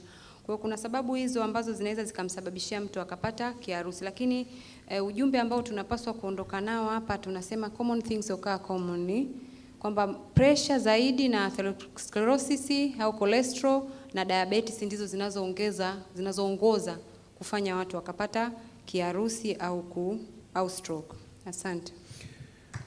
Asante sana Dr. Delila. Tasiana, tumalizana, anything? Asante. Nadhani muuliza swali pale aligusia kwamba alipopata stroke ya kwanza alikuwa na mambo mengi na stress ndio ikasababisha pale. Labda tuseme tu stress unapokuwa nazo nyingi au mgonjwa ambapo tayari anakuwa na ugonjwa, there are ways ambazo mtu akiwa nyumbani au wewe popote pale unaweza kuzitumia kujirudisha kwenye ile hali ya kawaida. Nadhani siku hizi kuna technology, you can Google, kuna progressive muscle relaxation. Kuna namna ya kukaza na kulegeza misuli, kwa sababu ukinotice muda mwingi wakati uko kwenye tense, kwanza hebu jifikirie tu hapo ulipokaa, jiulize ulimi wako uko wapi. Kama upo juu, ina maana you are stressed at some point. Kama umekaa umeng'ata meno, yani meno yamegusana, it's an indicator of stress. Ukiwa upo tense, kuna namna ambavyo unaweza ukajigundua kwamba I'm stressed. Kwa hiyo ukifanya ile progressive muscle relaxation, you find yourself coming back to your normal. Lakini kuna deep breathing exercises. Ukijaribu kuvuta pumzi, kuna namna ambavyo tumbo lako linatakiwa kwenda. Hebu labda kila mmoja avute pumzi ndani, alafu notice tumbo lako linaenda nje au ndani. Okay, ukivuta pumzi tumbo linaenda wapi? Kama limetoka nje, nyosha mkono juu. Vuta pumzi ndani, tumbo linaenda wapi? Nje, ndani? Ndani. Sasa ukivuta pumzi, inatakiwa tumbo litoke nje. That's the correct way. Alafu ukiachia ndo umerelax. Kwa hiyo ukiona unavuta the other way round, ina maana kuna tension. Kwa hiyo there are ways ya kufanya. Kwa hiyo you need to practice pia jinsi ya kufanya ile proper deep breathing. That might help you to relax. It's a whole kind of training package. Yani nimeshindwa kuizungumzia kwa sababu ni changamoto. Kumfundisha mtu kuondokana na stress, you can learn. I beg your pardon? The training, you can request idara ya afya na magonjwa ya akili Muhimbili. We are very willing. Pia ni katibu wa chama cha wataalamu wa afya ya akili Tanzania, inaitwa MEHATA. Watu wanachanganyaga na MEWATA. If you request, tunakuja actually free of charge. Yeah. Ofisini kwenu, just organize, we'll come and train you guys. Hatuhitaji gharama yoyote, as long as mpo Dar es Salaam we can access you. Kama ni mkoani labda mtalipia kuwafikisha watu pale. The other kind of relaxation, kuna meditation, kuna yoga. If you know those kind of practices can help. Exercise in moderation pia zinasaidia, usije uka overdo. Kwa there is all sort of stress management techniques. Lakini unapokuja hospitali, unakuja katika ile level ambayo labda ishafikia huwezi kumanage stress. Tunasema we change the way the person think. Kwamba unawaza negatively, ndo manake unakuwa na zile negative. Let's say kwa mfano una hofu, sisi tukikuuliza pale inakuja kuwa ni issue ya safety, kwamba you feel I'm not safe, I'm not in control, I'm not good enough, I cannot do this. Vitu kama vile we do kitu kinaitwa cognitive restructuring. Badala ya wewe kufikiria I'm not good enough, you think the opposite, that I'm good enough. Kwa hiyo we do cognitive restructuring. Lakini hiyo sasa ni wakati unakuja kwenye matibabu. Tunapofanya stress management training, tunakuwa tunafundisha namna ya kuzuia kufikia zile level. Au wakati umezidiwa, mapigo ya moyo yanaenda mbio, unajisikia kutetemeka, una sweat, how to calm yourself down. Nadhani wakati wa break tutakuwa nje, kama unahitaji information zaidi ya jinsi ya kufanya, link online, maybe you can learn by yourself. Karibu.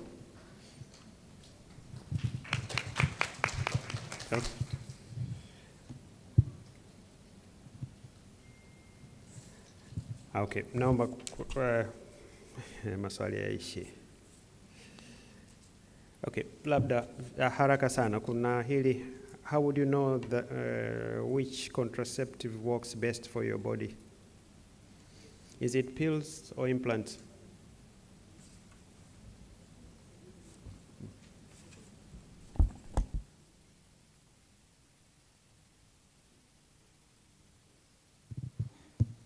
Thank you for the question. We have centers which provide contraceptive. It's not that you go and just buy. you are supposed to be assessed so that we know for you, these are good for you. For example, there are certain contraception which are not allowed for women with cardiovascular disease, with hypertension, with liver disease. So we have other options. So it's not that you use just like that. So we advise each one to visit the hospital, especially the reproductive clinics, and they will be advised accordingly. Thank you. Maybe Dr. Ngalina, if you have other issues to add. You said it all. Everybody's individual. Usikopi mwenzako anachofanya. Wanakuja kliniki watu wanakuambia mbona mimi niwekee kama yule rafiki yangu ulimwekea. And then unamwekea and then she comes back to you the second day. Mbona mimi. Everybody has their own metabolism and their ways of life.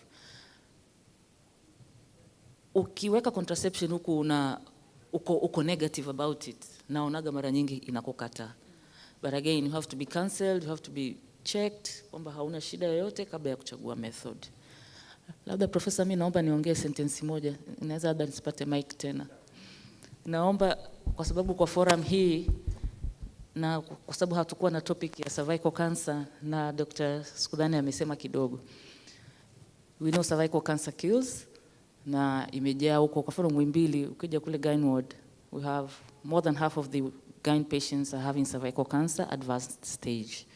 Kwa hiyo naomba kwa hii forum tulionayo hapa, nadhani wengi wetu tuna watoto wadogo ambao they are between 11 and 14 years. Please vaccinate your kids.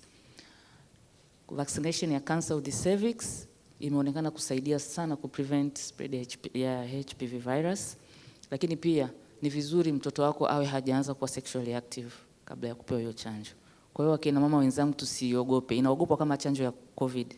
Lakini kwa hali ilivyo Maodini, hali ilivyo Ocean Road, popote pale tunapata mwanya tunasema watoto wachanjwe na tujitahidi sana not to have sexual intercourse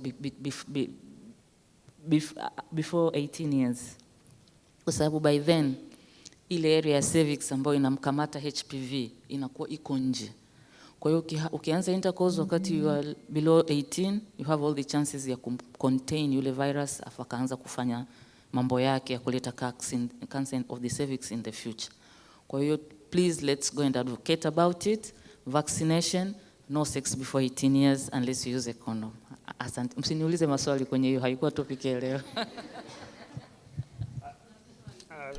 Asante sana Dr. Ngalina, naomba kuna swali moja tu la mwisho hapa, then mimi nitarudisha mic kwa host. Kuna swali la panic attack ni kitu gani? Unapokwenda kwenye panic attack, unakuwa na mawazo almost 1 billion huko kichwani na feelings zake yote yako sawa sawa, tumbo, vitu vinacheza, you feel cold mikononi. You tell your friends, don't even ask me what is happening. Unasahau hata kublink, unafanana namna gani, miguu inakuwa frozen. So there are a number of things. It's a little bit different from heart attack. Heart attack is more of a physical na symptoms zake ziko very typical kama tulivyoeleza, lakini naomba aliyeuliza hapo wakati wa break tunaweza tukaanani. Sasa let me just before I take back mic to the host for remaining. Kwanza, thank you to the host and your team, our sponsors, nyinyi participants, my fellow panelists. What you can note today, the majority of our discussion concluded that besides genetic predisposition, vitu vya kurithi, attributing kwa afya sio nzuri kwa kina mama,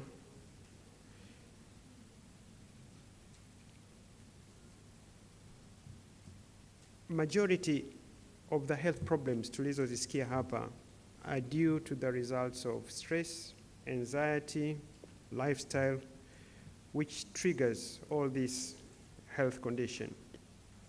Advice from the panel is general for you women: be aware of your signs, conduct annual screenings, adopt a healthier mental and physical lifestyle.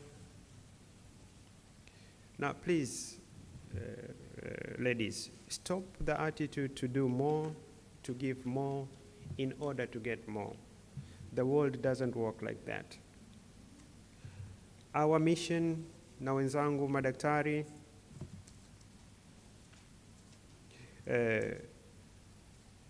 as medics, kazi yetu to heal,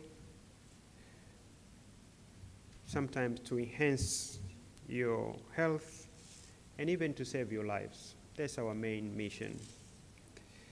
Well, thank you for paying attention for what we discussed.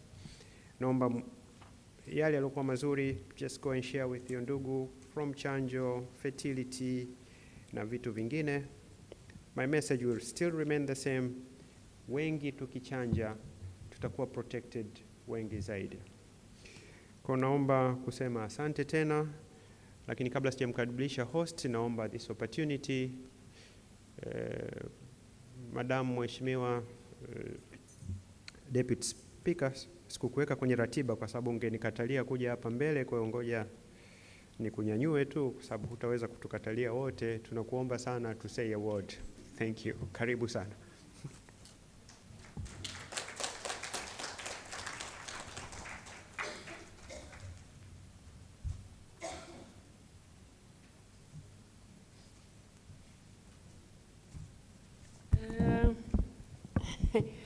You have a disadvantage because as politicians we talk too much, so I was trying to avoid to speak today.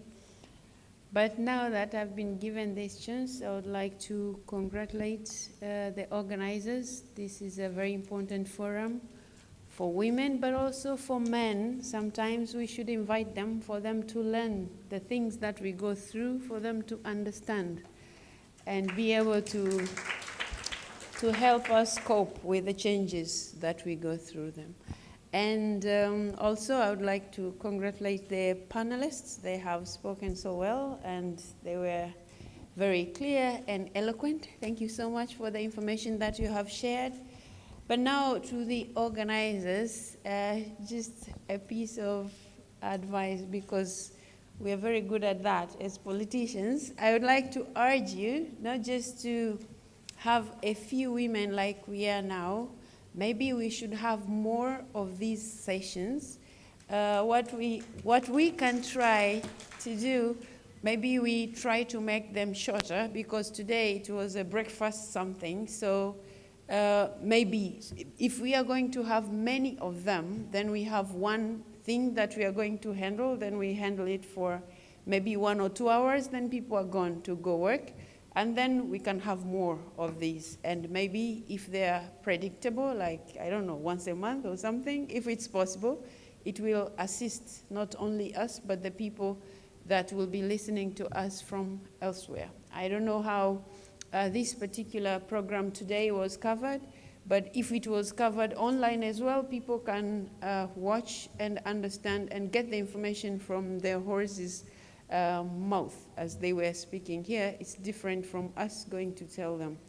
That said, I would love these sessions not just to be in Dar es Salaam. If we can expand a little bit to go to other regions and other cities as well. Why do I say cities? Because in cities, that's where we have more challenges that we were talking about. So if we decide to go to the villages as well, maybe we will have to change a little bit, because their challenges are different from the cities. So maybe if you could organize these kind of forums in other places, it will be easier for other people to come participate, but also they will also have a chance to ask questions. And maybe next time, if we would want it to be half day, I believe this is not your first time, and it's not going to be the last time, and I believe the panelists will be ready to do that. Next time, when we organize, maybe we can let people who are participating from outside this room to also send in their questions. That way, we will reach more people, because some social media owners. They have a large following. So if we have them cover our event, we will have more people understanding what we go through, so that they know it's normal. It's not just them. Other women also go through those challenges. So thank you so much for the information that you have shared. Now that I've said, as politicians, we talk a lot. There may be a few comments about what I learned today. Okay, out of all the discussions that I've gone through, and your questions also were very informative, I have learned that we have to try as women to understand ourselves. Each one of us have to try to understand themselves before they try to understand other people, because each one of us is an individual. So what works for me may not work for you, but if we share the information, then we will be able to tell the difference. Maybe that will help. But also I have learned, the last speaker, and she started here, you know, like taking all the tension that we have had down, and then when she left the podium, we were all, well, at least I was depressed with the information she shared. But thank you so much for also raising that up. So it's important as women, as people who also rear the families, to get to know that. So maybe next time we'll have more information about that. But a piece of advice, now that's from me being a politician, each one of us should try to be happy, and then you avoid all that they have said. Each one of us should try. It's not an easy thing, but try to be happy with yourself. With yourself. It's not a question of making other people happy, and as politicians, we are good at trying to make other people happy, and then we forget to make ourselves happy. But I would advise you as women to try be happy with ourselves before trying to make other people happy. All the best, and hope to see you some other time. Thank you so much. Sorry, I didn't know I had to speak both now. I think that's enough. Nizungumza na Kiswahili. Nafikiri natosha, sio? Aya, asanteni sana.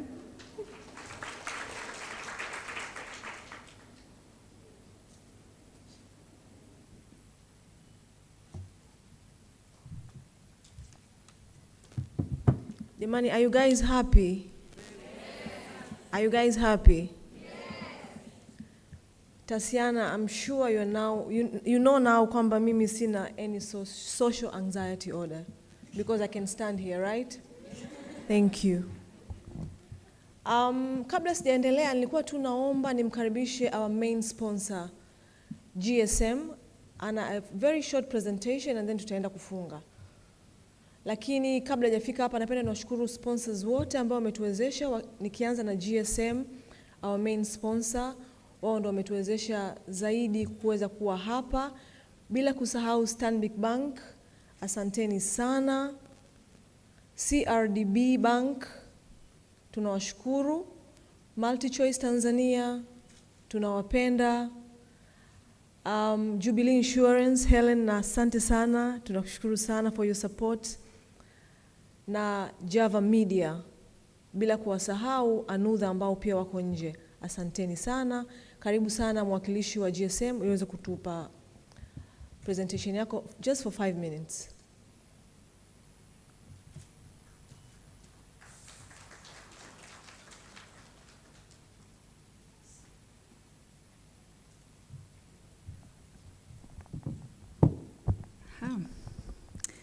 Good afternoon, ladies and gentlemen. I would like to thank the organizers for the Women's Health Talk for inviting GSM Retail Tanzania to be part of this Women's Health Talk 2021. My name is Amanda, and I'm a representative of GSM Retail, and I'm honored to have this platform to be speaking about taking charge of your lifestyle. I've been very inspired by the topics that have been spoken about today, and also the questions posed by the audience, as it has become a learning platform for myself and the GSM team here with me today. because it's really talking to this woman that we always hold in, that we always have at the center of our decision making every time we buy into our products and services that we offer. As women in business and corporate, we take a lot of our decisions with regards to how we run our businesses and portfolios. However, our scope runs beyond just being women in business and work. We are mothers, wives, sisters, friends, mentors, and a lot more to the people around us, which makes it imperative for us to be able to take charge of our lifestyles. And this is our theme for us as GSM Retail today. As GSM Retail, we take pride in ourselves in assisting women in taking charge of their lifestyles in the areas that matter the most to them, in keeping her in mind through our retail solutions and the products and offices and services that we offer. We know that health and mental wellness goes well beyond the medical remedies, but it's also apparent in the positive, purposeful, and disciplined choices that we make for ourselves every day. Today, our GSM Retail message and our booth presentation talks to how you show up, how you stay active, and how you create a positive home environment. I spoke about making positive choices, and all these choices begin when we take charge of our lifestyle from the beginning of our day. And through our contemporary fashion brand, Splash, our aim is to take charge to help you show up and make an impression. When you look good as a woman, you feel good. And how good a woman feels enhances her self-confidence levels and talks to how she wants to be perceived and in her working environment, at home, and the world at large. An active lifestyle has become more imperative today to balance our days. Our days are spent in traffic, in the office, with minimal exercise, and 2020 has seen us working more at home, and it becomes more imperative for us to build in our physical health by building in routines that help us take care of our physical health. So through our sportswear brand, Anta, we provide high quality materials through our technologies that provide comfort, safety, and also so that our active lifestyles are not a pain, but more of a continuous life choice that we keep making. And lastly, home is where the heart is, and through GSM Home, our aim is to provide comfortable living. This talks to how homes are set up by having a warm and homely interior and garden furnitures. Home is a place where family shares love from the kitchen, and we also have products which work into the ingredients we have in the kitchen, where we have GSM coconut cream and Royal tomato paste. We also sit in the dining table as we engage with our loved ones and talk about the day, the comfort of relaxing on the sofa after a long day, and our comfortable bedrooms that become our solitude at the end of the day. Understanding that the ability to relax and enjoy some emotional wellness hinges on a woman's financial stability. To assist that, GSM Home has introduced a lay-by process whereby the customer is able to purchase home furniture and pay in installments for a period ranging from 3 to 6 months. So please visit our booth and have a preview of some of our products that will help you make the best choices for your lifestyle. Thank you.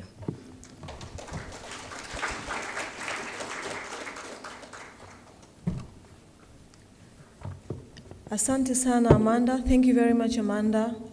Jamani, naomba msiache kutembelea banda lao GSM. They have a very good offer. You can pay for whatever you want for a certain percentage and then unaweza kulipa kidogo kidogo. Lakini pia msiache kutembelea CRDB, wana a very good different accounts ambazo zinaweza kukusaidia wewe, bila kusahau Stanbic Bank, Jubilee Insurance as well, wana products mbalimbali ambazo zina manufaa sana kwetu. Are you happy? Nakumbuka lile zoezi ambalo Tasiana ametufundisha la ku breathe in and breathe out. Kwa hiyo amesema kama tukibreathe in tumbo linatoka nje au ndani? Nice, kumbe mmejifunza.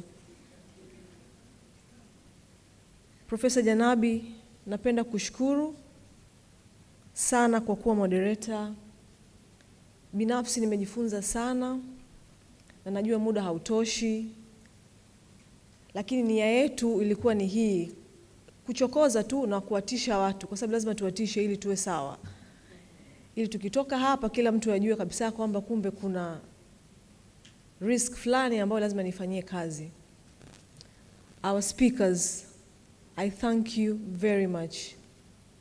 I have learned a lot personally, kwa sababu individual level, kama Dr. Nani alisema kwamba these things we should take them as an individual level, sio kwa sababu Dr. Tulia amesema hivi basi na wewe ufuate mkumbo. No. Au amesema anakunywa dawa hii na wewe unywe hiyo dawa. We have to deal with these things individually. Asanteni sana participants, bila nyie tungekuwa tunaongea na upepo hapa. I thank you very much. Lakini nawaomba sana nyiwe muwe mabalozi wetu. Kila ambacho umejifunza, umeandika, please share with all your loved ones, kwa sababu itatusaidia kuweza kuepukana na na changamoto ambazo tunakutana nazo sasa hivi, kwa sababu mimi nafanya kazi kwenye sehemu ni hospitali, na mpaka nikaamua kuanzisha hii platform pamoja na wenzangu ni kwa sababu tumeona changamoto ni nyingi, na tunapata hizo changamoto kwa sababu hatuna information. Information is power. Kwa naomba sana mtumie hizi information na kuwapa watu wengine, lakini pia tujitahidi sana tusiwe zimamoto. Yaani tunaenda hospitali kwa sababu tunaumwa. Inapendeza kwenda hospitali kwenda kukabiliana au kuweka afya yako vizuri ili usipate maradhi. Sisi tumeelewana jamani? Yeah, and it needs a commitment, honestly. Tunaongea tu hapa lakini tunaweza tukaacha hapa. And it's a choice. So it's all our choice. And it's up to us. So please, naomba muwe mabalozi wetu. Let's make this right choice and itatusaidia sana. Asanteni sana na washukuru. Natamani nikitafuta neno lingine la kuwashukuru, lakini I don't know what to say. I really thank you, na naomba tena muwe mabalozi wetu ili tuweze kusaidia watu wengi zaidi. Mchana mwema na mbarikiwe sana. Lakini kabla ya hapo nilikuwa naomba, kuna forms zimewekwa hapo kwenye meza, nitaomba mtusaidie kujaza, na pia kuna karatasi nyingine ambayo imewekwa kwa ajili ya, msiache kitu hapo mezani. Kuna ile ya kuacha, lakini kuna nyingine ambayo inabidi you need to complete, and kuna information na contacts. Kama unaona una uhitaji wa hicho kitu, tafadhali wasiliana na hao watu. The brochure imeandikwa Her Health. Please, it's a very good product. If you go read about it, you'll get to learn a lot, na utapata masuluhisho mengi sana kuhusu afya yako. Asanteni sana.